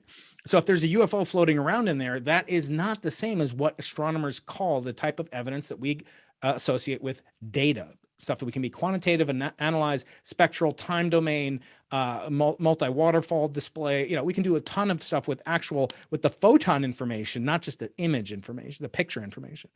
Now, mentioning this, there are concerns about what the implication would be. And so I'm curious to know why, if life is so abundant, and then you sprinkle in some Darwinian evolution, why isn't technological life abundant, and why isn't it more plausible than not? It seems like you're saying you're kind of a life maximalist, but a UFO minimalist. So tell me, how can you rectify those two things? Because it would seem to me, unless there's a no-go theorem against it, that maybe there is more hope. I get around that by saying I don't think life exists elsewhere besides the Earth, and if it does, it's from the Earth via panspermic processes. But tell me, what could potentially forbid life from evolving technologically? Yeah. So I'm going to say a couple of things. So I think, Curt, if you want to go to assembly theory, we'll do that in a minute. So I think it's quite important, this story. But let me answer Brian's question. I think, there's a Scooby-Doo, always the villain says, you pesky kids. I'm going to say the reason why we can't see technological life is you pesky physicists, because the universe is really big and things are accelerating away. And it's, and sadly, I'd love to understand more about the way the universe is and the speed of light and get around. But the fact is, there seems to be little indication that we can have wormholes and break the speed of light. And designing. As a quick clarification, I'm sorry to interject, Lee. Then when you say that life is abundant in the universe, are you not referring to the observable universe? Sure, I think it's abundant in the observable universe, and we'll learn how to find it. And I think, actually, frustratingly, we probably will find technosignatures, hints of them, and not just hints that Brian and I will look at the data, we'll look at the uncertainty, the error bars. Your point is taken. I haven't forgotten it. It's a very good point, Brian.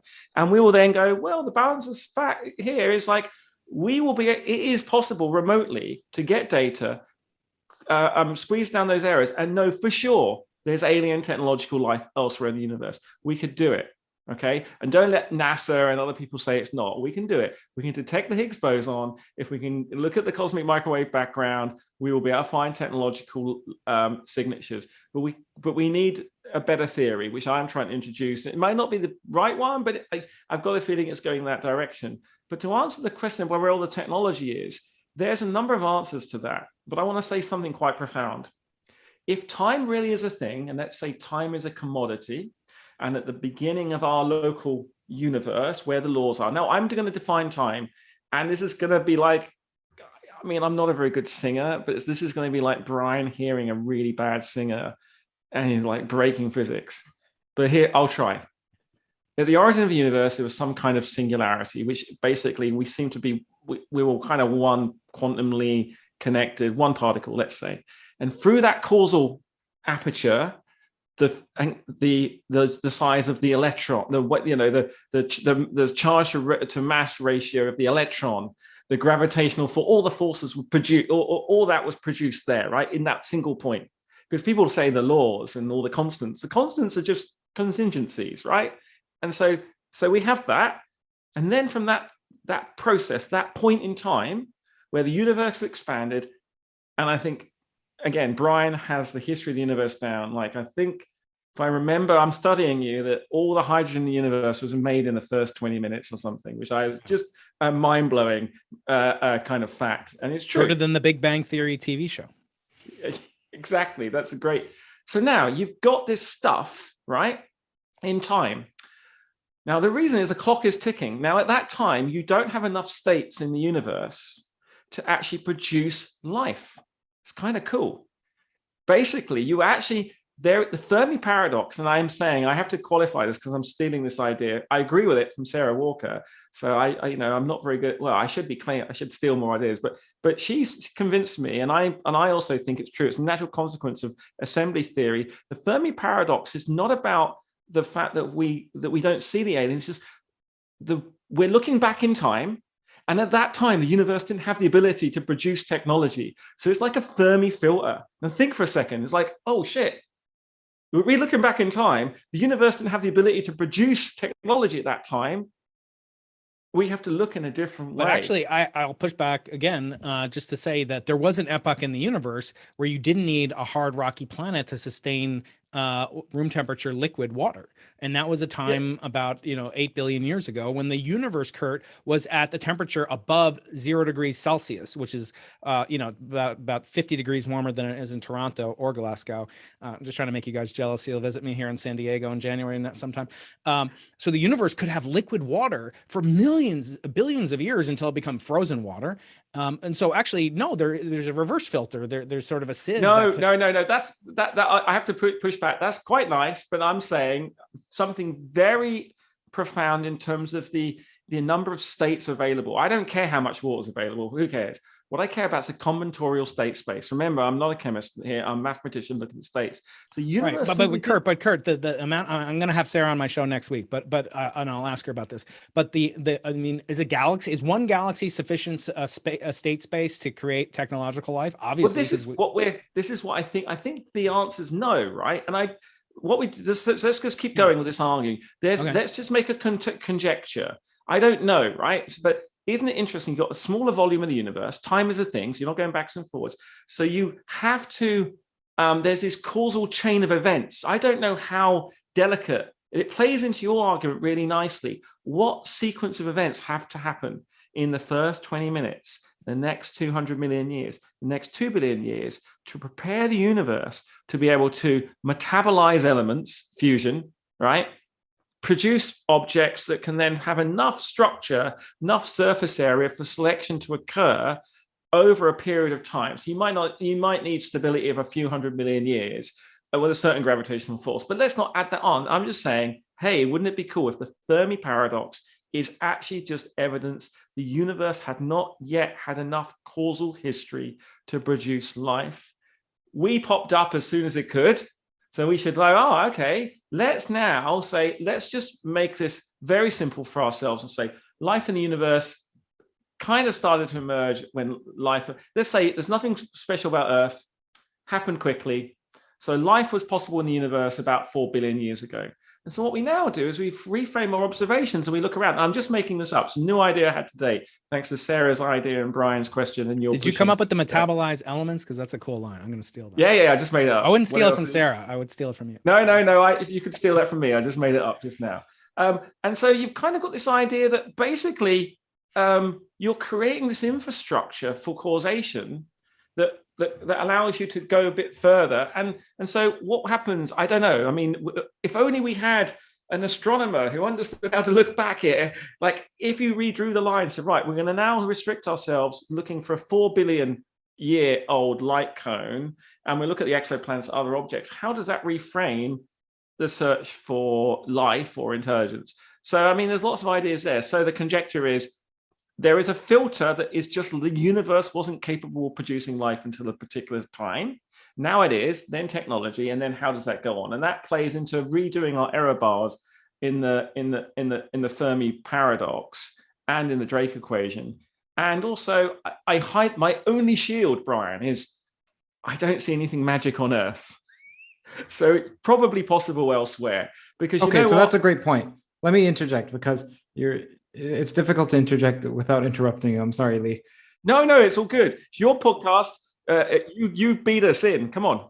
Yeah. Okay. Great. You use many ands, and so I'm not sure if the sentence is complete or if it's run on, and I don't want to seem rude. Okay. So Brian, you just made a great point. What is an example of some other phenomenon that happens on Earth that doesn't occur elsewhere in the universe? So water waves, maybe one. Well, there's maybe water waves in mountains, atmosphere. Okay. So given that, it sounds like there's nothing special about Earth's life. So why are you isolating Earth's life as saying, well, that's unique? On example. Yeah, if these it's like they want to have their, primordial soup and eat it too. They want to say it's ubiquitous. These processes are generic, and yet not seeing it. It's more than just a Fermi paradox. And I will push back on Sarah gently with respect, because I love her work. But the fact is, those are almost borderline, kind of ideas that I hear from intelligent designers too, which is that the laws of physics, the state space of the laws of physics, the constants of nature, the mass of the electron, the fine structure constant, all the things you talked about are implied. Those, can be conflated with, some kind of low entropy state instantiated by a designer. I don't want to talk about that, except to say that I don't think that pushes that filter is very fine grain. And I will talk to her about it. But I do want to say that, again, generically speaking, these processes are ubiquitous. So therefore, the non-observation, like that should go into the Fermi paradox, not that the universe is large. That these processes are, we just detected, we've detected helioseismological effects on other stars. We've detected the existence of, what we think are continental, patterns. So tectonic, potentiality for tectonic activity, which we do believe, some believe are, but all this kind of pushes things back. Like one of my big gripes against the SETI Institute, which I know and love, and I've had Jill Tarter and Seth Shostak, and I've donated to them. And I've spoken there, but I started to get a little bit suspicious when a couple of years ago they started shifting away from the existence of life techno signatures to extremophiles here on Earth. I don't think that necessarily answers or gets to the heart of the question. Certainly not of extraterrestrial intelligence to know some smoky, deep smoker has bacteria, cyanogenic bacteria, or prokaryotic type, whatever. That's interesting, but it's not aligned with ETI. That's what I care about. I mean, let's cut the BS. What we really care about is making contact, as Eric says. If you could short circuit and get to the laws of the 25th century and get to the other side, maybe we would pass the great filter, as it's been called, and protect ourselves. And I happen to think that might be wishful thinking, but I commend Eric for working on a theory to perhaps unlock some of these portals, as he calls it. But nevertheless, I think, again, is there a rubric that you and I could agree on or disagree on? And I think the audience would like to know, are there, in other words, if you hear, there's been a credible account, Lou Elizondo, past guest on Curt's show, has claimed, really very, very high credence levels in the existence of extraterrestrials capable of technologically navigating across our galaxy.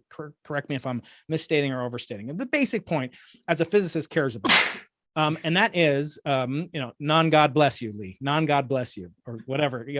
Darwin bless you. Darwin bless you. When you sneeze, I have to say that. But he's making this. So can we, by laws of chemistry, physics, assembly theory, whatever, can we say no? We actually shouldn't have the credulity that that Louis has, and instead he should update his priors based on these following chemical, physical, mathematical laws. Is there a way that we can do that for this? I think so. I think there's a way to do this. Let me just answer a little bit, and then I'll explain assembly theory. So yeah. I think what I think is likely to happen, if I mean, I don't know. I mean, like, I'm curious. I think it's likely that if life exists in the solar system, some chemical life, I'm optimistic that we'll go and find some evidence with some, sending Dragonfly to Titan, the mass spectrometer on it. We're going to hopefully go to Europa and so on. We're going to hopefully do Origin of Life on Earth. And when I succeed but don't get the Nobel Prize, I can write my other book. I can get Brian to do a forward in it and all that, because all the chemists hate it. And what we're likely to do, I think, is we should be looking for technological technosignatures. I think that the exoplanet, we're going to detect an exoplanet with oxygen on it and say we found life, and that's just going to be baloney. So that I agree with Brian. So let me just tell you briefly what assembly theory is, because assembly theory is actually a kind of a cool way of actually doing entropy, but without labeling. And it's just about, as a chemist, I realized years ago that there are molecules on Earth that are just weird, right? Weird molecules, like really complex. And so let's just take a molecule that is used a lot called Taxol. Taxol is made by the Pacific yew tree. It's a secondary metabolite, which means it's made by interaction proteins in the cell. And that molecule is really special because it's very good at killing vascularization of cancer tumors. So people get that and they use it as an anti-cancer drug. Now, to make this molecule, it's like got 62 carbon atoms, a load of oxygen atoms, nitrogen, so on, in this pattern. And this molecule has a molecular weight of about 852.66, something like this. Someone will go and check it now. Say, it's the wrong molecular weight. It's like, okay, I'll Google it whilst I'm saying. But it's a big molecular weight, and it's a fingerprint. And the way that molecule works is the way combinatorial chemistry works. That molecule is beautiful. It's like a Rembrandt, right? It's in its features. But chemists can make loads of it. So you can make literally 10 to the 23, 6.022 times 10 to the 23, and that's 1 mole. So you can have 1 mole of Taxol. So that's 10 to the 23 identical copies. And that's made in biology on Earth. Human beings can make it in the lab. But if Brian and I did the math together and we said, right, we'll look at that molecule, we'll work out what is the probability that that molecule could form randomly in a plasma in the universe. It's basically 1 in a like countless, in 10 to the 100, right? Maybe more. That's just for 1 molecule. So if you find a detectable amount, you're like, oh my God, this is like the biggest coincidence ever. So that's where assembly theory was born. And I realized that there's lots of molecules on Earth that pass the great filter. They are made by biology. And I realized they can make a detection system that detects molecules that are above that threshold of complexity. And that when you do random Miller-Urey and random stuff, get meteorites and look at the organic chemistry, they are way below that filter. They have an assembly number. And what assembly theory does is it says, like, take your molecule, put it on a graph. What is the shortest route you can get from your atoms to that target? The shortest possible route. How many steps, right?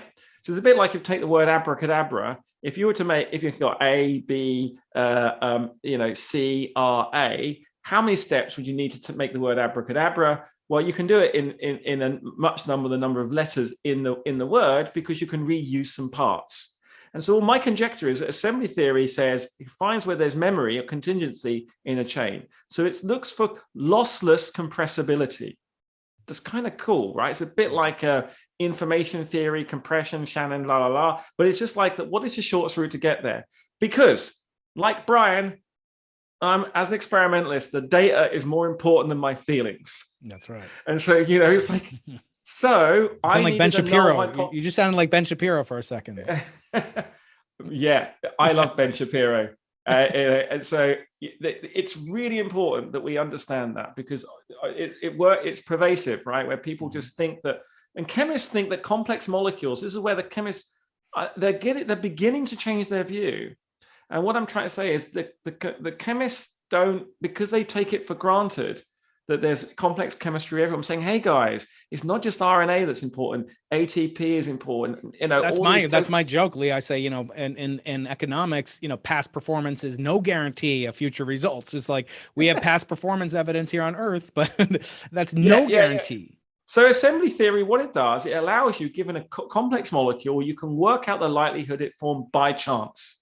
And that, I think, is fairly irrefutable. Although publishing that paper last year took me 6 goes, right? I sent it to Nature. Why do you think that is? Well, because it took me, I sent to Nature, I almost got in, right? I sent to Nature, I got 3 reports back. 2 said, wow. 1 said, can't be right. So I wrote back, and so the Nature, well, what do we do? And I said, well, we can ask the referee why it can't be right. So he said, oh, do that then. And the referee said to the referee, why can't it be right? And the referee said in the second round, because it's impossible. We're like, okay. And this is like, I kid you not, right? This is a conversation we had with the editor. I said, but here's the data. Are you saying we fabricated the data? And the referee just said, no, it's impossible. And we went in this loop. And what actually happened is one of the referees fabricated a data from a paper to assert that we couldn't be right. That's how desperate they were. I got the evidence, right? Come back. They said in this paper, it says that complexity is already present in outer space, blah, blah, blah, blah, blah. And the editor read it, went, oh, reject again. And when I pointed to the editor, that the referee took the word complex mixtures have been found in space and changed it to complex molecules, because they were so believing that complex molecules are a free lunch. I then went to the 5th round to review, and the editor by this point was like, just like, go away. We're not publishing. I said, no, I believe in the rule of peer review. I'm answering all your points. This is important. It's important we change people's views of complexity, because Brian is on a really good side where he's saying, hey, I want the data. I know that nothing is for free. And the chemist in the middle saying everything is for free. Complexity happens. And I'm in the middle saying, no, I can count it and quantify it. And here it is. What actually happened? It was rejected, right? Because I won't go into, I don't want to complain. I'm a very lucky scientist. I love doing the science. I just feel bad for the research group, but I got it published. I published it in Nature Communications. And that paper was downloaded 27,000 times in 5 months. Because we presented the theory, the mass spec, and all the evidence. We had a load of meteorites. We even got Scottish whiskey. And we proved that Scottish whiskey is evidence of life because there's complexity in the peat, right? We show it works. So we know we can fingerprint life on Earth from the molecules. But we realize something more, that assembly theory is about just something about molecules. It's about every time you have a step on your path, on that you make a decision. Let's say you go down a street and you say, I'm going to go left today. You go left. You say, right, I'm going to go left again. Then I'm going to go right. I'm going to go left and right. And you find yourself in a very particular spot. That contingency is present on your history, right? There's a lot of mathematics on that. And we're finding that this is the assembly theory that we generate. And I haven't spoken to Brian about it because Sarah and I are just finishing the paper. And oh my God, it works. And what do I mean by that? I mean that I can take a kilogram of sand and calculate the assembly of that kilogram of sand. And I can take a kilogram of E. coli and calculate the assembly. Assembly is a number like entropy. And entropy tells you the causal power of the object. And of course, the causal power of a kilogram of E. coli is vastly higher than the kilogram of sand, because the sand can do nothing. So what about the assembly of Rule 38, Wolfram's, Rule? Well, 30? And you'll hear about this in a few weeks, maybe. But the problem with that is again a label system. So Rule 38 doesn't exist outside of a von Neumann machine and graph paper and observer putting in the rules in. So yeah, so the problem is, and physicists get stuck with things that give complexity that aren't really complexity. It's just games with numbers. And I think that I've got a little bit of work to do with that. And I think that Wolfram's ideas here are pretty cool. I think they're not. The problem is with Wolfram, he traps himself in a line of thought and doesn't talk to anyone and thinks he's a lost genius. A bit like Eric, actually, and no one will talk to him. We'll talk to him. In fact, he's got a lot of good ideas that might actually be right. But I've talked to him. I've had, not only have I talked to him, and I've talked to Eric. I've talked to him and Eric at the same time. I'm the only cool. I'd love to take part in that conversation because I maybe could bang their heads together. But yeah, we digress. Assembly theory tells you about causation. It's now measurable. And that's why I'm excited, because we're going to start to roll this out in inanimate objects, and it will help physics. I think Newton screwed physics, because Newton, and this is a hell of a thing to say. I'm British, right? I love Newton. Right. There's on our coins and on our notes and everything. But Leibniz understood assembly theory. And I've been reading philosophy for the last few weeks. If you read the monadology from Leibniz, you'll see that he understood assembly theory and that objects have souls. This cup has a soul.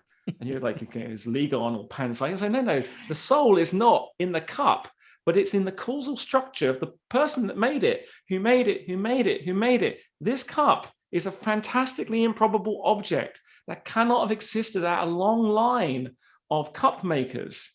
That's where the soul of the cup is. Okay, let's let Brian respond to what you've said. Well, I think, it's unassailable to say that, complexity begets complexity. And again, that Lee will take on intelligent designers with one fist, but he'll also, take on chemists with the other and say, look, we have to address, as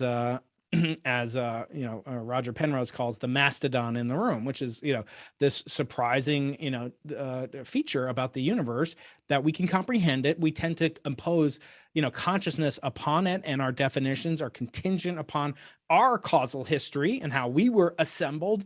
And I think the ultimate theory of everything when it comes to what Lee's working on will have to involve the observer, which will undoubtedly then finally force him to get into fundamentals of quantum mechanics, which I don't think he can call chemistry. I'm okay with you calling, entropy and thermodynamics chemistry, but I think, the elementary foundations of quantum mechanics, that's a stretch to call. I've always wanted to be a physicist. It's okay. Okay. Yeah. Well, me too. But, I lapsed and became an astrophysicist. But I think, when we talk about how, this can be used to kind of, as I say, be quantitative, how we can get something out of it, deliver some value to the audience. Certainly these are, and the more flexible we are, I think the more can be understood, but maybe to even narrow down and come back to the original definition of things. I think to have a taxonomy, what is it that the name is not the thing? There's some principle like that, right? And so yes, describing things that are complex and have originators in a mind that on the one hand is beautiful, it's elegant, it's simple, and again in a praiseworthy fashion, not in a childish fashion. On the other hand, I do think we have to then confront the ultimate, question of, does there have to be some mind at work behind the cup, behind the 747, behind the DNA code? And I think we've agreed not to really get into this notion, but I think at some level we just get to this an eventual chicken or egg and this Mott and Bailey retreat. And I guess I think the ultimate benefit of this approach is that it gives a plausible scenario for life to arise from inanimate objects. That's an ultimate, or it's a way to quantify when something is animate, let's just say, or was created by something animate. And I think, to look at how we can do better and maybe go further into which I think is really important, is life abundant and technological? I think Curt's audience appreciates that. And I think, we haven't spoken so much about that. Maybe we can talk about that. How and what could we glean from the search as a search? And where are we going? Quo vadis, where are we going with the search? Is it important? Is a good use of chemist time, of physicist time, et cetera, to look at these reported unexplained phenomena? Can that tell us something? Is this something that interests you and me? And maybe, Curt can lead us in that path and kind of, yeah, really. I mean, we're at a very interesting, point in time, and a lot of it has to do with people that Curt's had on the show and that I've tried to have on my podcast as well. And I think that kind of the abiogenesis argument is you've eloquently described it. I think if we look maybe as Curt as an impartial observer, maybe we could say, like, where are you, Curt, in this discussion? Because I think you're a proxy for your erudite audience. How are you feeling about the prospects of the ultimate question? Life from non-life. And then we can talk about universe from non-universe. We can talk about consciousness from inanimate matter. And then we can talk about technological matter from conscious matter. But where are you sitting right now, Curt? If we use Lee's definition of life, which is what begets some high assembly number, then it sounds like it's almost like panpsychism, panlifism, because it's a circular definition of life where, okay, well, what would produce that? Well, then we get down to the atoms, which produce and so on and so on. So it sounds like life is abundant if we use the definition that life is what produces life.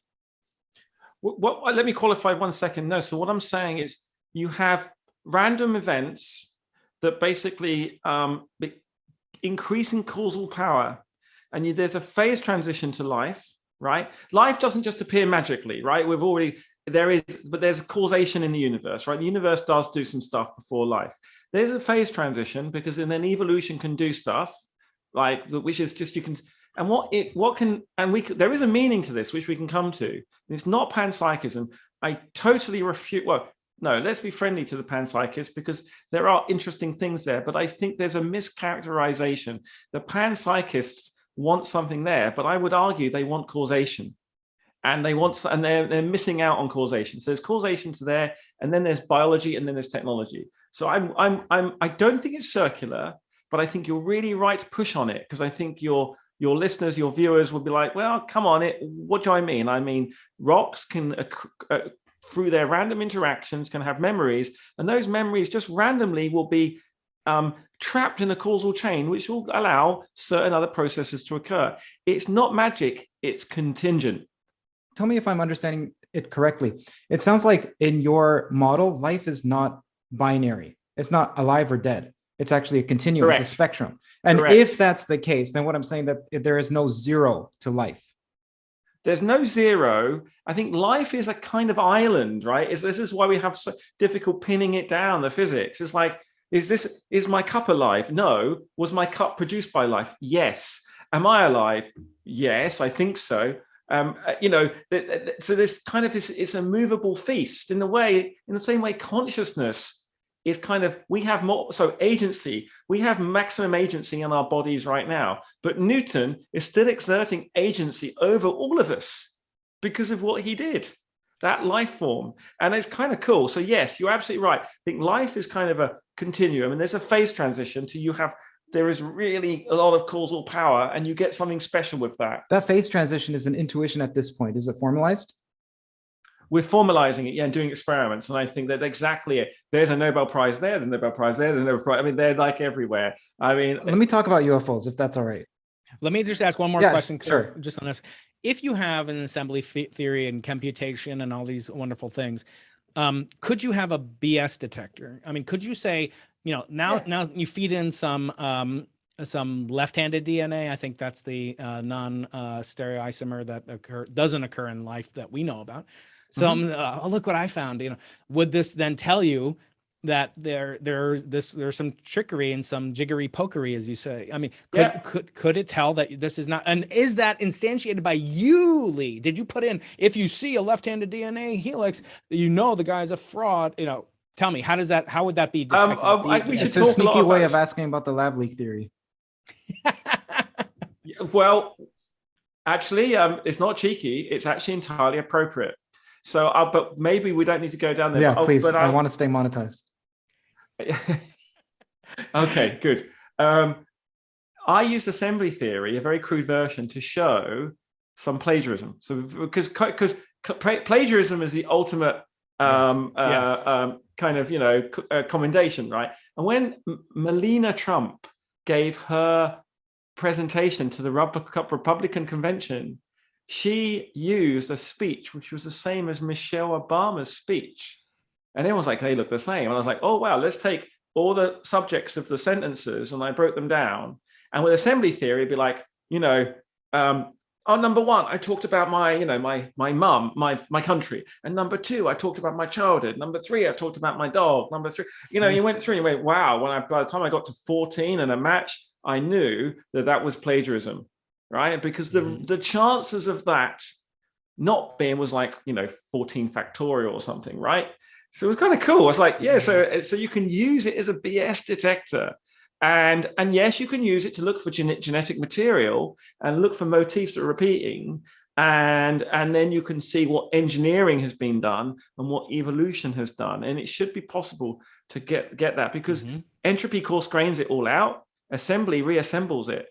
Okay, so now the next question will dovetail into what Curt was just about to ask, which is, could there be an analog of assembly theory to apply to unidentified aerial phenomena? Curt, is that okay to ask? Sure. I'd also like to re-explain, if you don't mind, myself to the audience, and then you can correct my explanation of assembly theory because it's extremely important. Go. So Lee Cronin has a number. It's almost like Kolmogorov complexity. So those of you who know what that is, there are different forms of of putting a number to a piece of information to see how complex it is. And what you have in Lee's theory is you have elements that you consider to be atomic. So you can consider those to be axioms.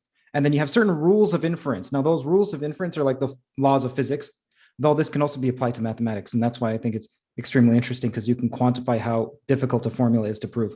Anyway, so you have atoms, and then you have rules of inference, and then you wonder, what is the minimum amount of steps to get from the axioms to the stated formula? So for example, the word candy, if we consider the letters of the alphabet to be atomic, then the word candy's complexity is 5. So you think, well, that makes sense. It's 5 letters. Yeah, because step 1, you pull a C out. Step 2, you pull an A out.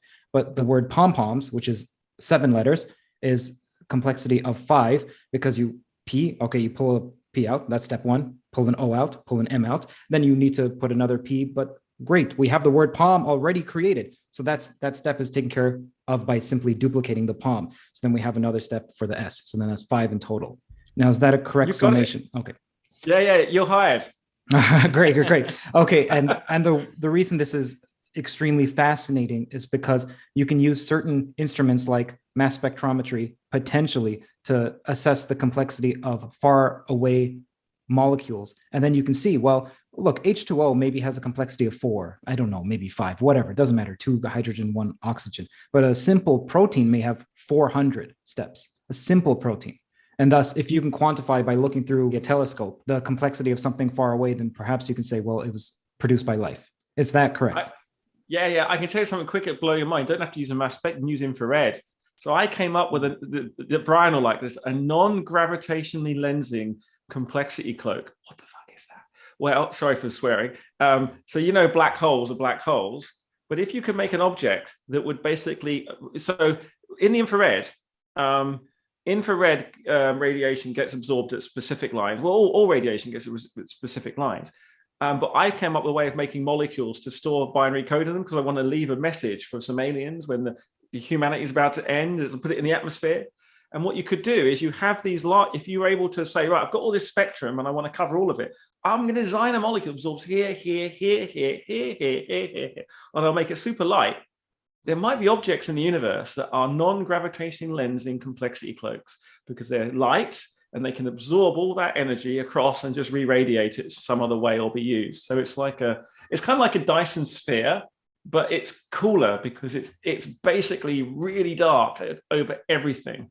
And what am I saying? The reason I was saying this to you, Curt, not only was your explanation spot on, you're talking about mass spec, but you could also use infrared spectroscopy and a telescope to go and look for not just life, but technology that basically is showing itself in the infrared and UV and maybe X-ray, whatever. Okay, great. Now, onto the UFO question. Brian, when you say that scientists have an incentive to find life in the universe, and incentives via Nobel Prize and money, et cetera, I don't buy that per se. I think they have an incentive to find a certain form of life in the universe, but not life in general. And the reason is that life in general borders on what is considered to be woo or paranormal. For example, if you were to study UFOs and say, is there credibility to these reports? That's almost not done, besides a few individuals like Kevin Knuth, for example. Because I think almost none of us, I don't think any of us are actually pursuing the truth, including myself, which is why I don't like when people say this channel is for truth seekers. Almost none of us care about the truth per se, because the truth can be extremely hard. So we care about it in a certain bounded fashion. So we also care about our reputations. We care about not sounding like these insensate, decerebrate rednecks, which is what the people in the academy generally think of those who consider the UFO reports to be real. They generally consider them to, and let's be honest, they consider them to be kooks. And I think that academics generally care much more about either sounding intelligent or not appearing to be inane, more than they care about the truth per se. And so it's extremely bounded by their place in a social hierarchy, by their place among their peers. They don't want to be ostracized. It's anathema to analyze UFO reports. So that's why I say I don't buy when you say that, well, we have an extreme incentive to find life in the universe, a certain type of life. I agree.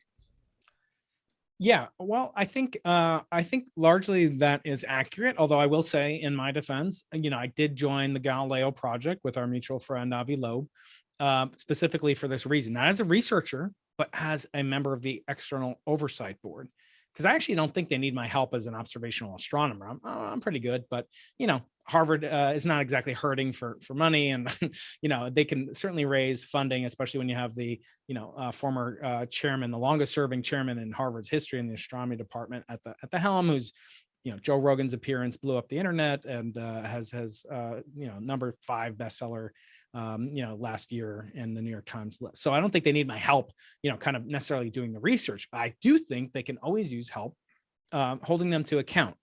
And if I told this to Avi, I wouldn't have called it the Galileo project. I think it's dangerous when astronomers begin by kind of bringing up the names like Bruno and Galileo and persecuted figures in history. I think that's a fraught, perilous endeavor. And I think I would be, even that is sort of belying a bias. In other words, his claim is that just like Galileo suffered from the inability of the powers that be, the funding agencies of this time, the Venetian Doge and Senate and other agencies to at first look through, and the Catholic Church later on, to look through his telescope and see for themselves, as if that would have proven anything. I mean, just looking through a telescope proves nothing.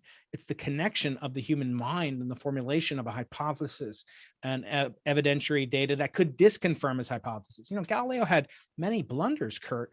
I'm pleased and privileged to be working with Jim Gates, Carlo Rovelli, Frank Wilczek, Fabiola Giannotti, and my good friend from graduate school, Lucio Piccirillo, on the first ever audiobook version of any of Galileo's book. And it's that's interesting.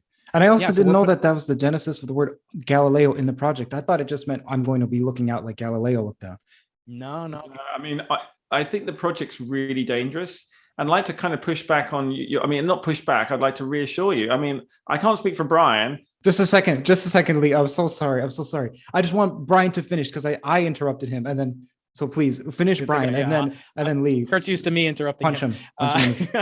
So we're translating Galileo's book. We have the rights to the first ever audiobook for Galileo with a foreword by Einstein, and that's read by Frank Wilczek, winner of the Nobel Prize in 2004, and Jim Gates. So what does it say? It says Galileo wrote the definitive treatise on the scientific method, on what you're supposed to do with evidence, et cetera, et cetera. And yet in that very book, he makes a catastrophic confirmation blunder at the very end. On day 4, it's a trialogue between these 3 characters. I'm one of them, Carlo Rovelli's another one, and my friend Lucio's the other. And we go about and we're trying to disprove Galileo's character, Salviati, is trying to disprove the Earth-centered notion of the universe that's held by Simplicio, the simpleton, who is espousing the words of the Pope. That the Earth is the center of the universe. And then I'm playing Sagredo, the kind of knowledgeable lay person who's interpreting between them. And Galileo is a phenomenal writer, but he goes through and describes these things in such loving detail that even I become convinced when he goes about and says that the tides on the Earth are proof that the Earth is going around the sun. That's complete balderdash. We know that's not correct, and it would take Newton to do it. And his argument is very simple and persuasive. It uses data. It would have gotten accepted by nature probably if nature had existed, not like Lee's travails. But his argument is that you've got this object that's going around the sun. Here's the sun over here, and here we've got tides on the Earth. And as it goes around the sun, it orbits and the tide sloshes around, and that's why we have tide. It's totally wrong. The tides are caused by the lunar gravitational force, the tidal force, quadrupolar moment of the lunar gravitational force field. Nothing to do with our motion around the sun, really. And yet, it's incredibly persuasive. And so if you took the lessons of absolute objective history and you say, like, should we have listened to Galileo? No, you throw out that book. You throw it out. You'd say it's nonsense, even though he brings up relativity for the first time in human history. The notion of relative motion does not affect the laws of nature, which we now call Lorentz invariance. These are foundational things. And yet the summary of the book is totally wrong. The conclusion of the book is totally misproven, and he didn't use the best evidence at hand. So look for that coming soon, hopefully on Galileo's birthday in February. But this is all to say when it comes to Avi's project, Avi Loeb's project. I think they need oversight more than they need my insight, which is to say that I think the first reaction that we have to have is skepticism, because we do want to believe. I think if we all go back to our 12-year-old boys, when we were 12-year-old boys, forget about funding and I'm going to lose my status as a chair professor, or Lee's going to lose. No, we're just little boys, and we're playing with that little pebble on the beach, like Newton said, and we're looking for a shinier pebble. If we were to discover that, I mean, it raises the hair on the back of my neck that there was extraterrestrial intelligence first life, I have my misgivings. I've talked to Lee about that. We'll talk about that some other day, but just about slime mold on the planet Enceladus or on the moon Enceladus. I don't think that will make as big an impact as Lee does, but let's leave that aside. Let's just talk about UFOs. I don't want to believe, I want to have evidence. And I think if you bury your head in the sand, you won't get evidence. So I have to say, and I hope this is true of Avi too, that we are kind of the 12-year-old boys sitting on the bed, not being able to fall asleep at night, looking up at the stars. We do want to know the truth, but we want to have evidence for it as mature men, as scientists at this very moment. So anyway, Lee, you were going to say you've got some problems with the project, and I'm happy. Again, I don't speak for them. I'm on their external advisory committee. I think it's important to do, but I am predisposed. It's like the bets that Stephen Hawking used to make with Kip Thorne. He would bet against Hawking radiation ever being, validated, and so that if he lost the bet, he'd have the thrill of intellectual superiority being correct. So what say you, Lee? Yeah, I mean, it's no big deal. I've got a lot of sympathy for Curt's position, or kind of worry about where we are as scientists looking for UFOs. But I think that I know Avi very well. He's great, but he's playing a very strange game here, I would like to say. He's kind of saying, the scientific establishment's not ready for this. I'm a genuine contrarian, and I'm just gonna basically come up with these things. I'm being ignored. No, he's just making stuff up. Right, making stuff up. What is he making up? A theolocution with Lee Cronin and Avi Loeb is about to be booked. We got to plan. Yeah. So what I mean by he's making stuff up, he's making up a false argument about that people are kind of, when it comes to this interstellar object that came through, and he was saying why it could be alien space junk. Sure, it could be all sorts of things, but we were trying to understand what the characteristics of trajectory were telling us. So he's kind of making up stories, which are fine. I don't mean he's fabricating stuff. I mean he's saying a narrative. And I'm wondering, why is he making that narrative? What does he have to gain other than some kind of, fame and notoriety? And I'm going to be downtrodden by the establishment.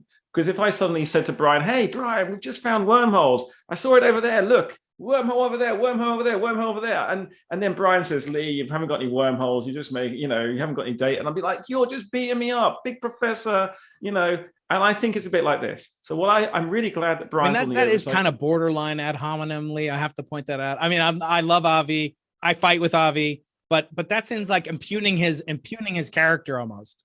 You can disassociate yourself from it. What I'm trying to say, so it's not clipped out of context, is that I like the idea of searching, but there is this. So what I'm trying to say, there's this cultural vibe going on right now. Our culture is changing. People are asking questions. What are these things that the Pentagon has released?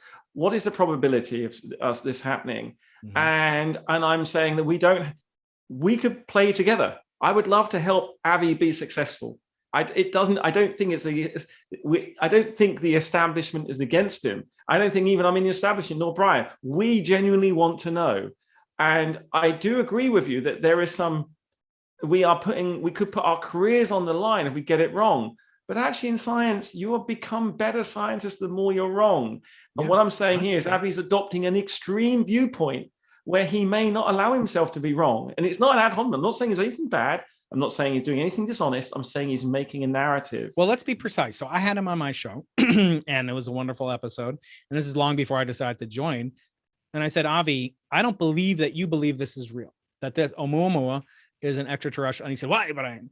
And I said, because if you did, you happen to have access to a resource that's highly complex, has a lot of assembly behind it, called Yuri Milner, who is a Russian billionaire, and he's showered upon you the potential as a leader of the Breakthrough Starshot Prize, one of the leaders, this tremendous resource. So instead of sending 10 to the fourth cell phone cameras to Proxima Centauri B, why don't you send one of them at not even half the speed of light, not even 10% of the speed of, just 3-4% the speed of light, and catch up to Oumuamua?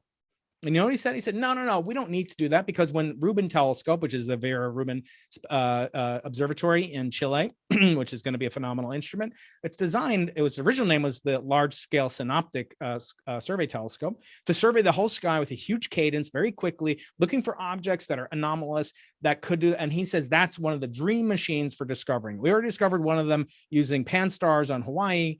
So we're going to discover millions of these things. I said, well, Avi, I don't know if you know about this, but, sometimes, things happen only once. There's an N of one problem that we talk about. And what if what if they are abundant? And what if there are forces that conspire against in our solar system, just particular, not to the cosmos, to our solar system, maybe the lunar, tidal, solar, whatever it is. And it makes these objects very, very unlikely to ever be seen again, even though they're abundant. Wouldn't you want to catch up to the only one with all the resources you have? And he was sort of agnostic about it. That gave me some pause. And that's one of the things I'm going to push back on as an external advisor. But I would, and I love you, Lee, but I don't think he's doing it for fame. I mean, he has an ego that's well known. He has trouble controlling, sometimes his passions for what he does. I think he's doing an incredible, valuable service, but I just want to talk about from the perspective of as an observational astronomer. Can observational astronomers provide information in the way that you've been using it about this phenomenon? In other words, we survey the sky in all wavelength bands 24/7 around the Earth, from Antarctica, where I've been twice for 2 months of my life, and to the North Pole, to space. Now we've got JWST.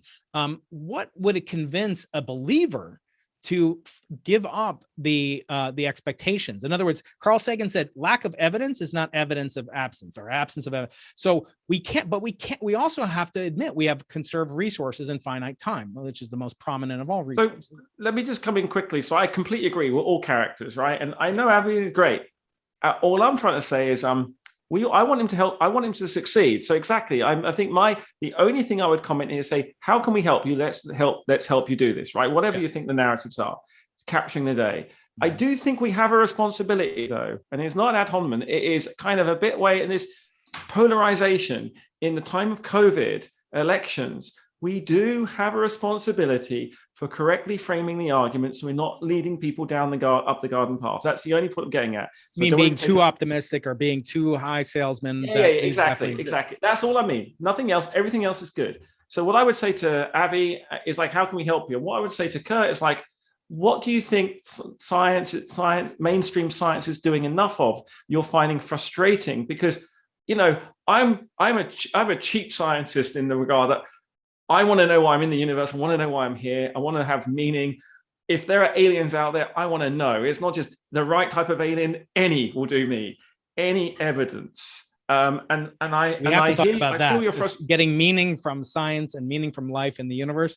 That might have to be a part two, Curt. But anyway, yeah, I know we both want evidence, right? We don't want to just just marginally, and we only have finite amount of time and intellectual time. But don't forget, our forgetting curve, is peaking. I can tell you from experience, in a few years, you're going to have trouble remembering your kids' names, and hopefully, that'll stop. But we only have so much time for attention, to pay attention to things of great import to us. So I guess the subject is what else should we be doing? We being astronomers. Avi's not going to build, a large hadron collider squared, to look for interdimensional aliens, manipulating wormholes to get here, right? He's an astronomer. He's a theorist, by the way. He's not an observer. So I think he needs help. I think the having you involved, from that perspective. But then how do we translate the signatures from assembly, from how do we translate that into an actionable metric that will allow us to reduce our uncertainty, getting back to our rubric at the beginning of this conversation? Well, let me answer to one direct thing. I think we can do this with image data and time series data. And one of the things that would be very interesting is, like, if you take any given image on its dimensionality, and let's say, Curt, you got assembly in 1 second. It's brilliant, right? You can apply the same thing to two-dimensional images and also time series images. Of course, you have to define your axioms precisely, when you're looking at how this image can be created. It's very rare you see like a straight edge in nature. It just doesn't happen, right? So you're looking for and so I think that's right. And what I would say, Curt, quickly is, I've looked at these Pentagon images, and I spoke to someone who was responsible for releasing some of them, and I was like, are you just trying to basically, were you bored one day, or did you need more funding or something? Why did you do it? And they were like, no, actually, we genuinely think public paid for this data in a way, and we're just throwing it out there. So when I try to get out of them what they thought, they wouldn't tell me. So what do you think of these images? I mean, you must have, I've looked at them. I've listened to people on podcasts, on Joe Rogan's podcast in particular, and looked at the data. And there's all this mischaracterization of different people looking at different data sets and saying things like there's this object that I think, Brian, you've talked about, this tic tac that went from supposedly, very high up to 50 feet off the ocean in like a second. But Curt, you've had a look at this data. What do you think of it? Do you think it's compelling, or are you frustrated about the quality, or what is your opinion? I think it's sad that people hold these as evidence of UFOs, because I don't think they are necessarily. I think that they're extremely poor evidence. And what about sightings? What about eyewitness accounts? So that's why all of it has to be looked at. So when if someone is to tell me that Bigfoot exists and I ask for footage and then they show me some pixelated video, I don't think that that's great evidence for Bigfoot. Now, that in tandem with a variety of stories from people who we would think of as credible in any other situation, that in tandem with, let's say, a rape trial, we would send someone to jail based on 2 or 3 witness testimonies. And yet we have a team of people who are extremely credible, who testify to the strangeness of this phenomenon. And then we think, well, perhaps their eyes are misleading them. Well, I don't think that's reasonable. So I think it's strange. I don't find any single one of the videos to be compelling. I find the set of videos to be somewhat compelling, that there's something strange happening, but I find the total set of, I'm putting evidence in scare quotes here, of evidence of UFOs to be interesting. And I also don't believe that we want to believe in UFOs. I know that you said that, Brian. I know. Well, I want to have evidence. Yeah. Well, you also mentioned that we have this need to believe in external life, and I don't think that's true. For me personally, I hope that all of what's happening with UFOs is false. Well, Lee said something. Sorry, Curt. Well, I'm just afraid of the implications. And I think that anyone who seriously thinks about this perhaps should be, because it may indicate that we're not at the top of the food chain. It may mean that we don't mean what we think we mean in terms of our place in the universe, our purpose even. I feel the same way about the prospects of hell. I don't want to believe in hell. Not that I do, but I don't want to believe in it. In some ways, I don't want to believe in God. In some ways, I find comfort in that consciousness ends. So there's so many beliefs that people say, well, people have a need to believe in God. People have a need to believe in UFOs. Some do, some don't. And I think that if you seriously thought about UFOs, perhaps you would want to believe that they don't exist. When I say UFOs, I mean, obviously UFOs exist. The alien life that's supposedly behind it is what I'm referring to. All right. Well, I think that exemplifies why you're one of the best in the business, Curt, and what you do on this channel, and that you have this, kind of humility, epistemological humility, but you also have tenacity, and that is a rare combination. I think, one nice place maybe to wrap up, and Lee is often, I claim in a good sense, my belief fundamentally is that no one's an atheist. Everyone has a religion, for some, even that don't go to, church or synagogue, that religion, as I documented in my first book, Losing the Nobel Prize, it is often the Nobel Prize. And this is kind of a kosher idol, that, it doesn't cause that much harm. And funding decisions are made on it. And, Lee's mentioned it more times than I have today. And it's obviously, top of mind for many scientists. And Zygazun, hopefully he would win it. I don't have anything against the people that win it. I've interviewed a dozen of them on my show. But on the other hand, there even lack of a religion, secularism. I think that there is a religion of scientism, which is that science can provide meaning, and I'd like to push back on that. I'd like to explore what Lee and you think, Curt, about this very notion. In other words, the word science in Greek means knowledge. It doesn't mean wisdom. Sapien means wisdom. One who knows that he knows, sapienism. I talked about this with Lex Friedman on the podcast that just came out. And look forward, by the way, to Lee Cronin, who inspired me, to get connected to Lex again. Lex hosted Lee before me, and Lee helped me prepare a lot for my episode because he was on Lex's show, and he'll hopefully have that episode out soon too. Might have been, allegedly. We never know. I can't wait to see that one. But I talked about this. That I don't get any meaning from science. I think science is intrinsically, inherently, we may have curiosity, and the motto of my channel is ABC, always be curious. but curiosity and wisdom don't necessarily go together. And I documented many times, Nobel laureates that were Nazis, and had great knowledge and used their knowledge of chemicals and, forefathers, Fritz Haber, Lee could tell you way more about him. Fritz Haber, yeah, just evil, and he was a Jew, and his Zyklon B eventually led to the gassing of many of his own family members. So anyway, don't look to science for wisdom. So if you can't look to it for wisdom, why do we look to it for meaning? So Lee, I can give you a quick answer, but maybe Curt, it's your show. Whether you want to go first? Yeah. Here's what I suggest. I suggest that we take a bathroom break, and that Brian, you check with your wife, see if it's okay if you keep talking for a little while longer, and Lee with whoever you have to speak to as well, because there are some audience questions. He has to talk to the Queen. Right. There are some audience questions we haven't gotten to. I'd like to get to those. All right. Yeah. I've got a 25 minutes. This just in. My wife says 25 more minutes. I'll take a 2-minute break. Yeah. And also quickly before we go. So Lee, do you have anything to promote? I'll make this transition smooth once we edit this. Do you? Like a podcast channel or something? No, I promote Clubhouse. You're on Clubhouse a lot. And what am I promoting? I think that I just want people to kind of ask more questions in an unframed way, and know that they can get framed. For me, we'll talk about when we come back from break, but I genuinely love not knowing and then finding a little dent and then getting something. It's like climbing a hill. Okay. So the answer is no. He doesn't have anything to promote, but you should go and look at his TED Talk. I need to go to the toilet as well. Because I want to just promote right now, and then let's go to the washroom so people can click on this. So Brian has Losing the Nobel Prize as a book. You also have Into the Impossible, which is a book as well as a podcast, and the links are in the description. I have purchased both of them.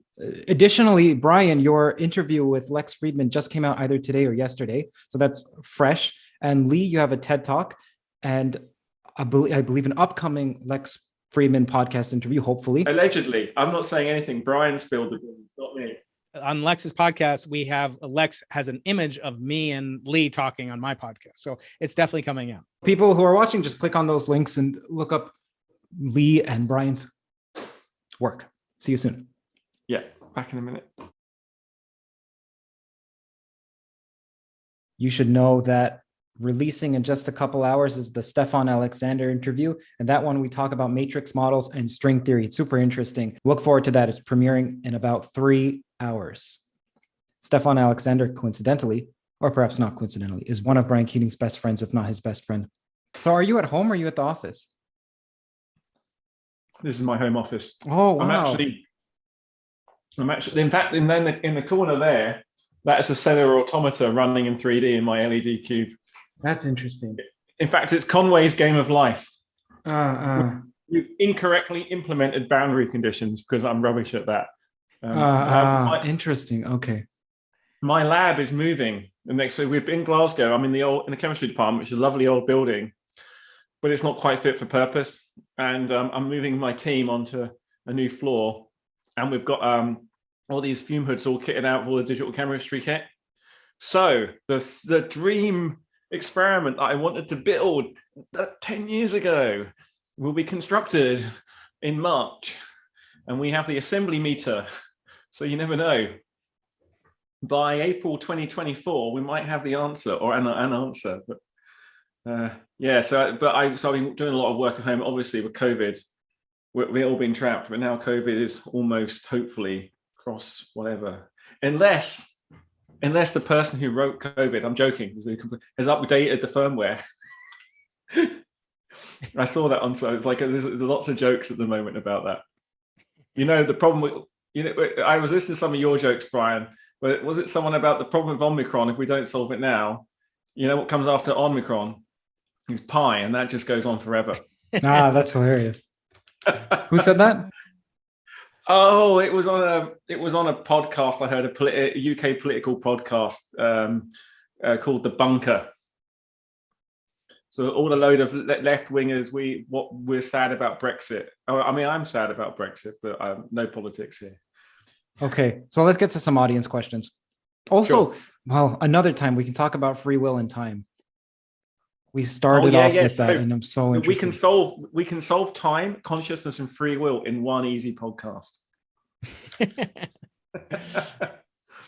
Okay. Well, briefly, quickly, Lee, when you said that time is fundamental, I don't know if you actually said that, but when you were talking about entropic time is what we normally think of as physicists as precipitating the arrow of time. And you're saying that, well, that may be the wrong way of going about it. So are your views more aligned with Lee because Lee believes time to be fundamental? Just briefly, Lee, if you don't mind. Oh, sorry, Lee as in Lee Smolin. Yeah, sorry. Yeah. Well, so I first met Lee Smolin and I told him my theory of time. He said, oh, that's my theory. And I'm like, wow, our names are both Lee. So mine is slightly more dramatic. And remember, I'm a professional idiot, Regius idiot. And what I mean by that is that I don't get confined by discipline boundaries. So it was when I first told Sarah my theory of time, she was just like, this is just can't be true. This is just, but all I'm saying is that there is no such thing as space. There is time. Okay. And time creates space, right? In some mechanism that we don't really understand. And that bakes in everything we need. I tried to argue with Sean Carroll about this, but he didn't even want to argue. He said, no, you're just wrong. I was like, why? He said, well, my theory is better. Time can go forward and backwards. And I'm like, that breaks causality. So time is primal. Time creates space. And there is a finite amount of time that has existed in our current universe, right? That doesn't mean there aren't things outside our universe. And it works a bit like that. And that's why assembly helps us quantify that through.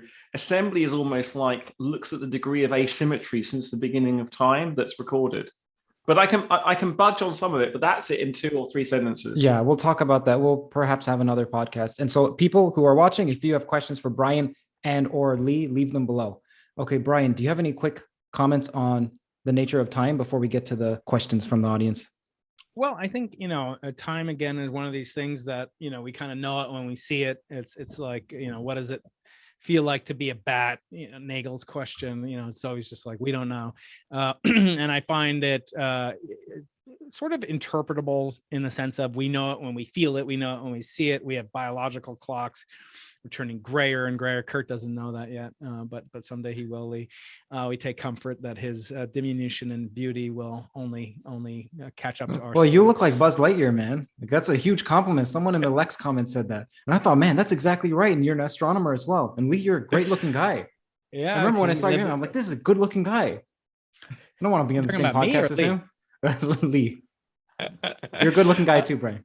Yeah, thank you very much. Yeah. But that means he lives in a bubble. You're a powerful looking guy, Brian. I'd say that. Thank you. Well, I do have a strong aroma. I'd rather be. Okay, never mind. So time, I had talked about this with Frank Wilczek on my Into the Impossible podcast. I said, what is time? Just like I asked Lee, what is life? I asked other people, hoping to have Philip Goff on. I'll ask him, what is consciousness? It's like we know it when we see it. Frank said to me, Wilczek said, time is what clocks measure. All right, thanks a lot. But anything can be a clock. So I think what's interesting is to pursue the path that Lee has pursued. What is the simplest chemical that can form with inspiration, with direction towards evolutionary purposes? And he has simulations that you can see in his TED Talk about. It's brilliant. I think there's an experiment done at NIST, and I'm going to have Nicole Halpern Younger on, who's a brilliant scientist at NIST in Maryland.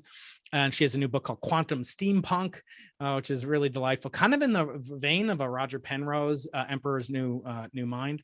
In which she talks about, what is the world's simplest clock? And on my channel, I make explainer videos.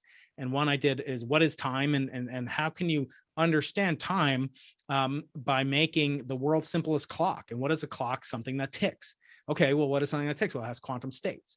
And I think the revolution that would be interesting for another podcast, maybe Lee and Curt will come on my podcast, maybe with Avi Loeb, we can have a knockdown, drag out conversation, Lee Smolin, just get everybody in there, mosh pit, is to talk about, well, what are the quantum implications? There's quantum thermodynamics that's coming to the front, things like Szilard entropy and stuff that Lee knows about that I'm just learning about.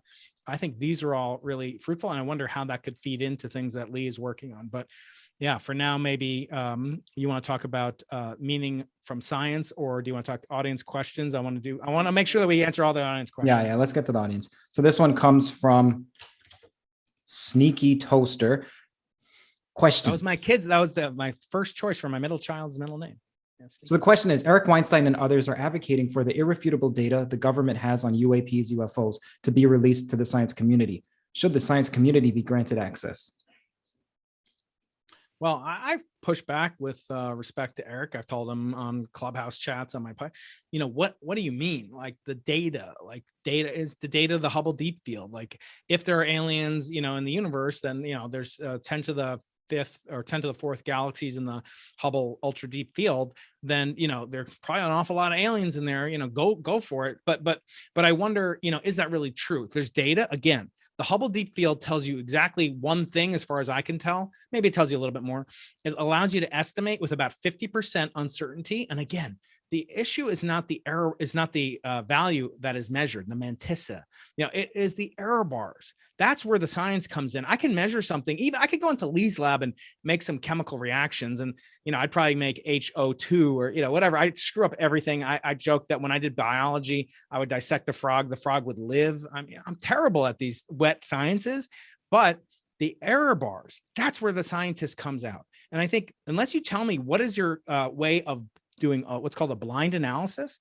Here's an example. With my telescopes, I measure data. I measure data from the Big Bang, the origin of the universe, the origin of the elements, called the cosmic microwave background radiation. If I make an observation of the polarization, looking for waves of gravity that could indicate the presence of an early exponential phase of inflationary expansion, which is, surely could garner many, many accolades and satiate our knowledge of perhaps all of the conjectures about things called the multiverse. Well, if I do that and I make a claim, I have to show that that data is immune from dust, but I also have to show that the data I got on a Tuesday is the same as the data I got on a Wednesday, and that the data I got when the telescope was slewing to the left at 4 degrees per second is the same as the one that slew to the right at 4 degrees per second. That's a critical. Sorry, Yeah, I was going to. Sorry to interrupt, but I want to frame something here because this is almost getting what I was saying about Avi earlier, and also what Eric is saying is that when he says show us the data, it's almost like he's kind of invoking some kind of conspiracy and stuff, and there's all these little green men. And what Brian is just said really precisely is, I know what we want to know is at this spot on Earth at this time when this was happening, what was happening, show us. So we've got a comparable data set, a control. Sorry to interrupt you, Brian, but I think it's really important that because we're both eye to eye on this. Yeah. And yeah, I think the point is that you have to tell me ahead of time. When I do an analysis, we have to show in a blind analysis what the error bar will get for a variety of different scenarios. Until you tell me, I might give you data, but until you tell me, and actually we don't even do it because it's a tremendous amount of work for us to process data in a way that another person could come in to understand calibration, flat fielding, spectral line, dark currents, all the things that go into just imaging. And imaging is simple compared to measuring the CMB, just in terms of these detectors have been around 40 years longer than the types of detectors that I'm working with. I'm not saying it's easier or harder globally or more important, but the bottom line is my student has to tell me how she's going to analyze the data and how she's going to assess the final error bar long before we unblind and let her see the results. So tell me, how could you mistakenly interpret in the image, which I don't think is really as probative as spectral data or radar data, whatever, but let's just stipulate it is. Tell me how you're going to interpret to guard against, as Feynman said, you fooling yourself, and everyone, I'm looking at you out there, you are the easiest person to fool. I'm happy to share data and I'll advocate for you about getting data out of the Galileo project. However, you have to do some legwork too. You can't say, oh, they're hiding it from me, therefore they're hiding something from everyone. No, tell me what you're going to do with it. Tell me how you're going to prove yourself wrong. And so that I will say to you, you are my fellow scientist, even though you may not have a PhD. Okay, this was a live chat question. Someone wants to know, Tom Poleski asks, Lee, why hasn't your SETI experiment with spectrograph in the infrared been done by anyone yet? Because I happen to have a big mouth and all the stuff happening in the lab, I always talk about before I publish it, but the paper's almost finished. And when people said to me, you couldn't possibly get assembly number out of mass spec data, and we did, I think, but we can do it with a thing called NMR, nuclear magnetic resonance, and infrared, and we've just done it and we've proved it works. So I very much hope that once we get this out there, that we will put out enough data and the algorithm required for people to start doing an experiment. Indeed, there are people who are going to be getting spectroscopic data from out of the solar system, which I want to try this with. But we need to be cautious because the resolution is really so poor. There's limited amount of things we can do. But my dream would be to put a spectrometer, an infrared spectrometer in orbit above Venus. There's a lot of, and maybe one in orbit, maybe in Titan, and we could do exactly that experiment. So it's a really good point. And literally, assembly theory was kind of invented last year. We published the paper, the experiment, the mass spec paper in May. We've been working on several theory papers and more experimental paper, and that's just coming. So yeah, it's really literally hot off the press. So it's not made up, it works, but I just need to literally get it into a preprint in publication. And I'm talking to various organizations that may or may not have lots of money and may or may not have lots of maybe private and public that are planning missions. And I'm advocating very strongly for us to do that.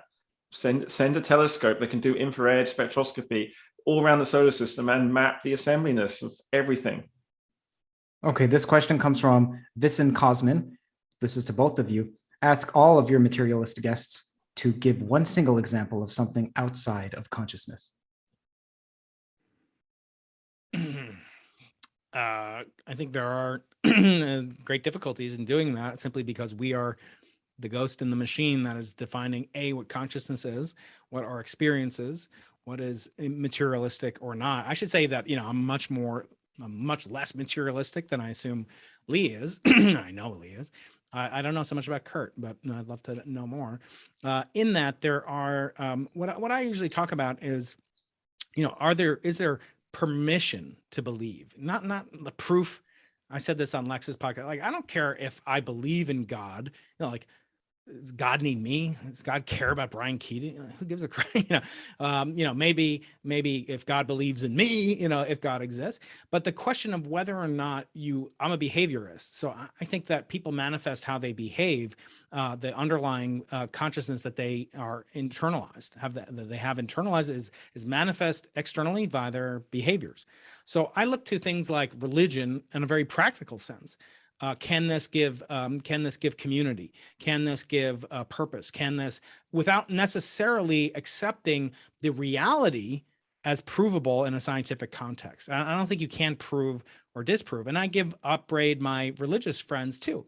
I say, if you don't learn science, you're basically just, kind of living in this bubble. If you don't learn, because science may actually bolster your faith. As I said, in Lex's podcast, I've said other places, what if the fact that we can perceive an infinite spectrum of colors, an infinite diversity of life, an infinite number of tastes and, dimensionality of what it could be otherwise. And the fact that the universe is extravagant is potentially a clue, a symbol, a talisman. I'm not saying it's proof, of course, because I don't think there can be proof. But I think those are sort of non-materialistic. But again, it's materialistic in a reductionist sense, because I do believe that you can practice it for your own benefit. You can glean wisdom from it. You can glean experience, community, charity, things that improve you, stoicism. I'm one of the few people, I read the Christian Bible every day and the Jewish Bible every day. I read the Stoics, the ancient Greeks, the Romans. These are things that I think broaden your mind, whether you believe it has to be true or not. So I'm more of a pragmatist, I would say, in terms of what consciousness things could not be explainable via science. I'm going to ask it one more time simply. So can you point to something that exists outside consciousness? Lee, what would you say? I would say there's lots of things that exist outside consciousness, but I think we have to do that. Doing that null experiment is hard, right? I think that the causal chain that gave rise, so how chemistry, so I'm going to give the boring answer. But I think that the process of evolution in the universe and selection exists outside consciousness because it had to invent consciousness. I would be interested to know if computation is a fundamental thing in the universe that didn't need to go through consciousness.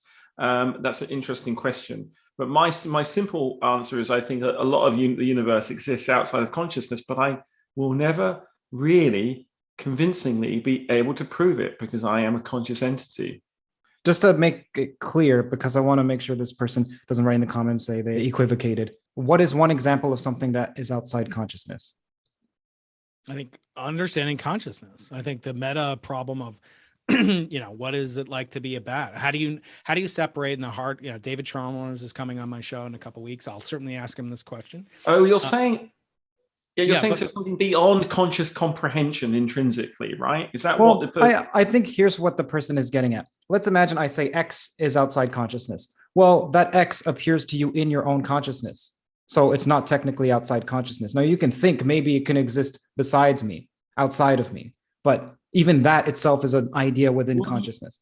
the easy answer, right? And I think Brian, well, I mean, I think Brian might agree with this, is like, I'm not I think that the ground truth for quantum mechanics appears to be outside of consciousness because quantum mechanics wasn't constructed for conscious beings.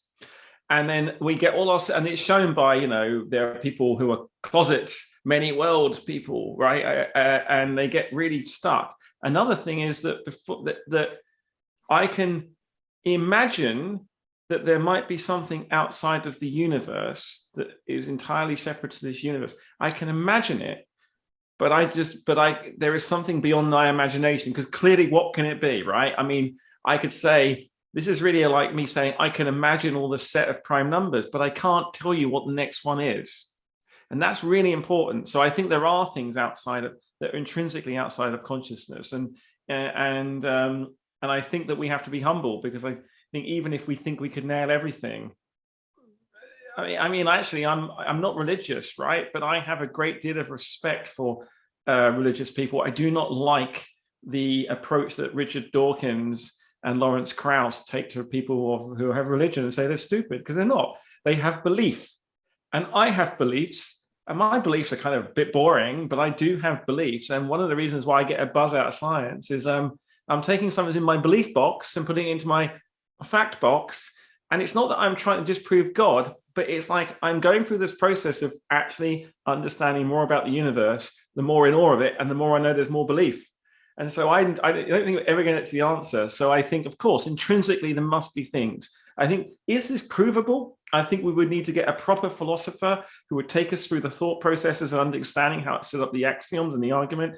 But I believe my crude answer would be probably almost yes, there's lots outside of our consciousness.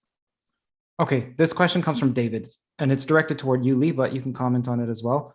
Brian, in what sense does Lee think that we need new laws for life? Like extra stuff at the fundamental level, or some emergent higher level type of stuff?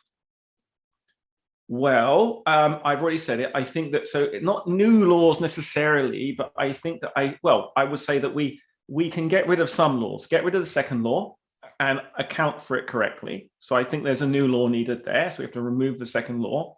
We have to deal with the fact that we require order at the beginning. Again, get rid of the second law, have time. So I don't think the nice thing about this is it's provable. It's going to be experimentally tractable. So I'm not saying we need to tear up all the rules. I'm just saying that Newtonian mechanics is not appropriate. And I think I would say something very, very crisp here. And I think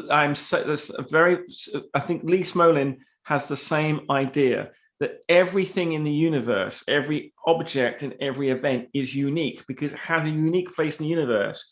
As I said to the person we were talking about earlier, when I went to Austin, I flew to Austin. I've been to Austin before, and I flew back to London. I've been to those places before, but I've never been there before, because the planet is in a different place in our solar system, and our solar system is a different part in space. And so I think that we need to understand that time is not reversible, and that physicists should stop being given a free get out of jail card allowing time travel, because I think that's cheating causality. So I would say, answer that question is that we need to be clear about causation from quarks all the way up to, from rocks to Rachmaninoff. So I think, yes, we need a new formulation of the laws, but it's not magic. It's just reframing. Brian? Well, I would say it's poetic. There's certain romanticism about what Lee's talking about. I think, strictly speaking, I always say, cosmology is the one specialization of physics that doesn't require biology. It's like almost everything else, to instantiate itself, or perhaps the other way around. I never make use of, when I teach my undergraduates, say you're going to learn thermodynamics, electromagnetism, nuclear physics, particle physics, but you're not going to learn anything about biophysics, or you'll even learn some chemistry, right? We'll talk a little bit about the formation of the chemical elements. But that being said, I don't think that there's anything to learn about G-2 of the muon or of sterile neutrinos, or from a new interpretation that involves life. I think much like I joke about this, like string theory is the best theory ever made to describe problems in string theory. In other words, there'll be new technology, there'll be new new kind of tools that could be used, new tactics to approach the problem, the essence of life. And don't forget, Erwin Schrödinger, recently canceled, by the way. Did you hear about that? That Schrödinger's been canceled finally for some sexual improprieties that are quite awful, if true. But the bottom line is, I don't think that to understand that there may be additional forces and fields, gauge bosons and so forth in the standard model. There probably certainly are. I don't know. But I don't think that those will necessitate or require the conceptions of life to be emergent within them. So I push back to Brian slightly. I want to push for that. I agree with what everything Brian said, but I think he's kind of causation. Physics doesn't have causation at this in the standard model, in the core models we call it. And that is a big error. And I am really asserting very strongly, with some courage and humility, that I think that we need to add that in. And I think Brian, correct me if I'm wrong, because we're kind of left the ring now. We're kind of like with I don't know whether it's a draw or there was who won on points, but I would say that really we do need causation at the beginning. Then that shouldn't be, because when I speak to Frank Wilczek about it, he just, I mean, I was speaking to him about it, and he was very, very good. He's very smart. He's a bit cheeky. He said, you should do this, and some people get prizes for that. And I was like, it's just a prize, dude. Who cares? Tell me if causation is at the beginning.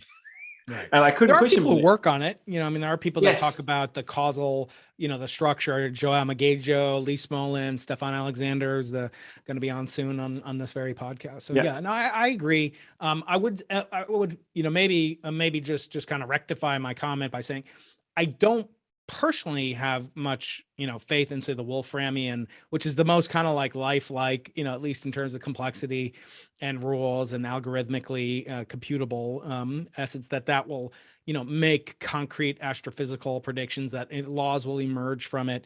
And it may be that, understanding life allows us to understand artificial intelligence, which then allows us to make up new laws. I'm also kind of a AI minimalist, but that's really a podcast for another time, because I would just the wife and kids will come and get me soon, Curt. Okay, so then this is the last one, and it relates to what you said about causation. Okay, why is there, this is from Kamar 910, why is there something rather than nothing? And Lee, when you say causation, so physicists obviously study causal structures like Brian mentioned, but those usually mean you're within the light cone, and it's as simple as that, not this caused this.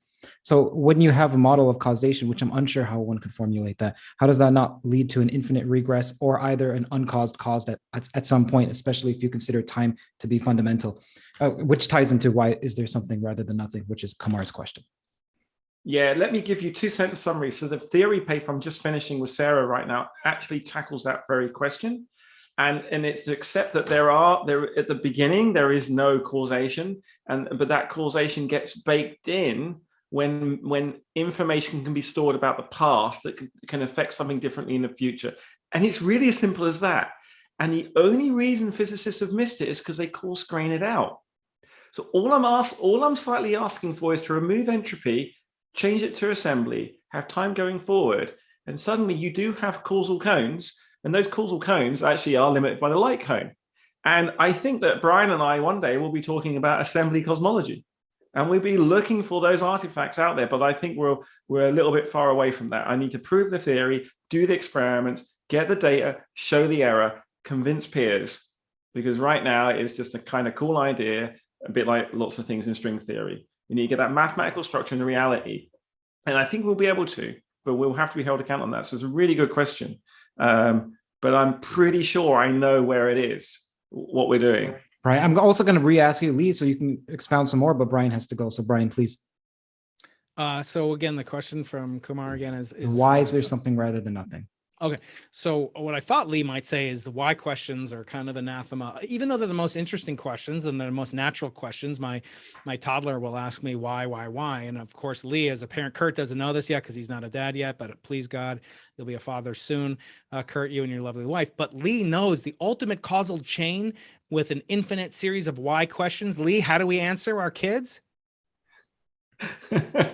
I guess so. I mean, I just say, just tell them to look for themselves or to shut up asking the question, right? The answer is why? Because I said so. Okay, But there is a way where this regression starts, right? Because I said so. But look, you have a point, you have an origin, and you have a cause and effect. Now, the infinite regress isn't infinite. What happens? And this is, I just don't want to, this is the mechanism of selection. So what this person just Lee, asked, I'm sorry. Brian has to go, and I'm going to talk to you about this. You can keep talking about that, but after Brian goes, I know what it's like to have a wife that wants you've gone immediately. No. I mean, mine too. I think Lee is correct, and I do want to see this, and maybe I'll talk with Sarah about that when she comes on my show.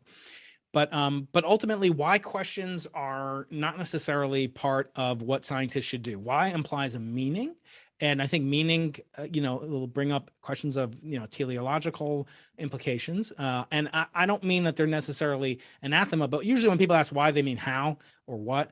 How did the causal chain get established?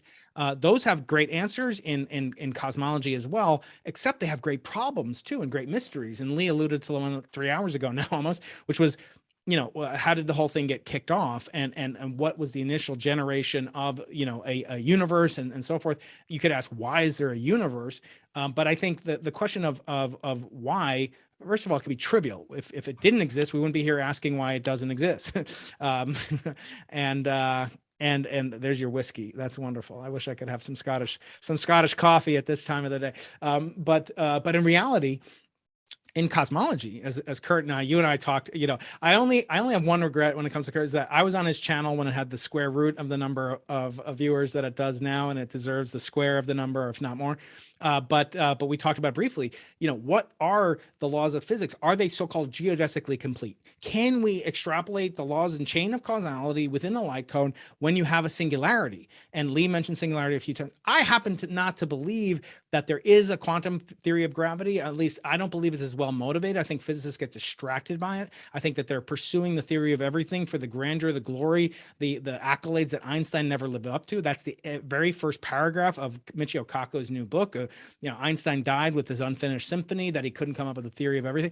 No, despite that being the name of this channel, I think the gut is almost, being overlooked. The grand unified theory. We don't understand how the lower energy forces or the higher energy forces are unified, let alone how all four are unified. And who, if not, one of us, has the temerity to say that there has to be a law of quantum gravity. What if there's not? So I'll channel my inner, Lee and say, I don't believe that there is quantum gravity, because I want to inspire my colleagues to think harder about it. And we've been going about this for decades now with little signs of progress. Not to say to stop even string theory, which I have my problems with, but the alternative, as they say, the string theory is the worst theory except for all the others. That could be true according to Witten. But I think ultimately the why questions are the most interesting, but we should be careful not to ask for motivation. I think that evokes teleology, but also we should be very precise. We should answer all the how questions, as Galileo said. Measure what is measurable and make measurable what is not yet so. And as experimentalists, Lee and I try to do that. Yeah, that's a great way to end it. Put it. I agree. Thank you so much to the both of you. I appreciate it, and the audience does as well. My pleasure. Thank you, Curt, and thank you, Lee. I can't wait to be together with both of you guys at some point in the near future light cone.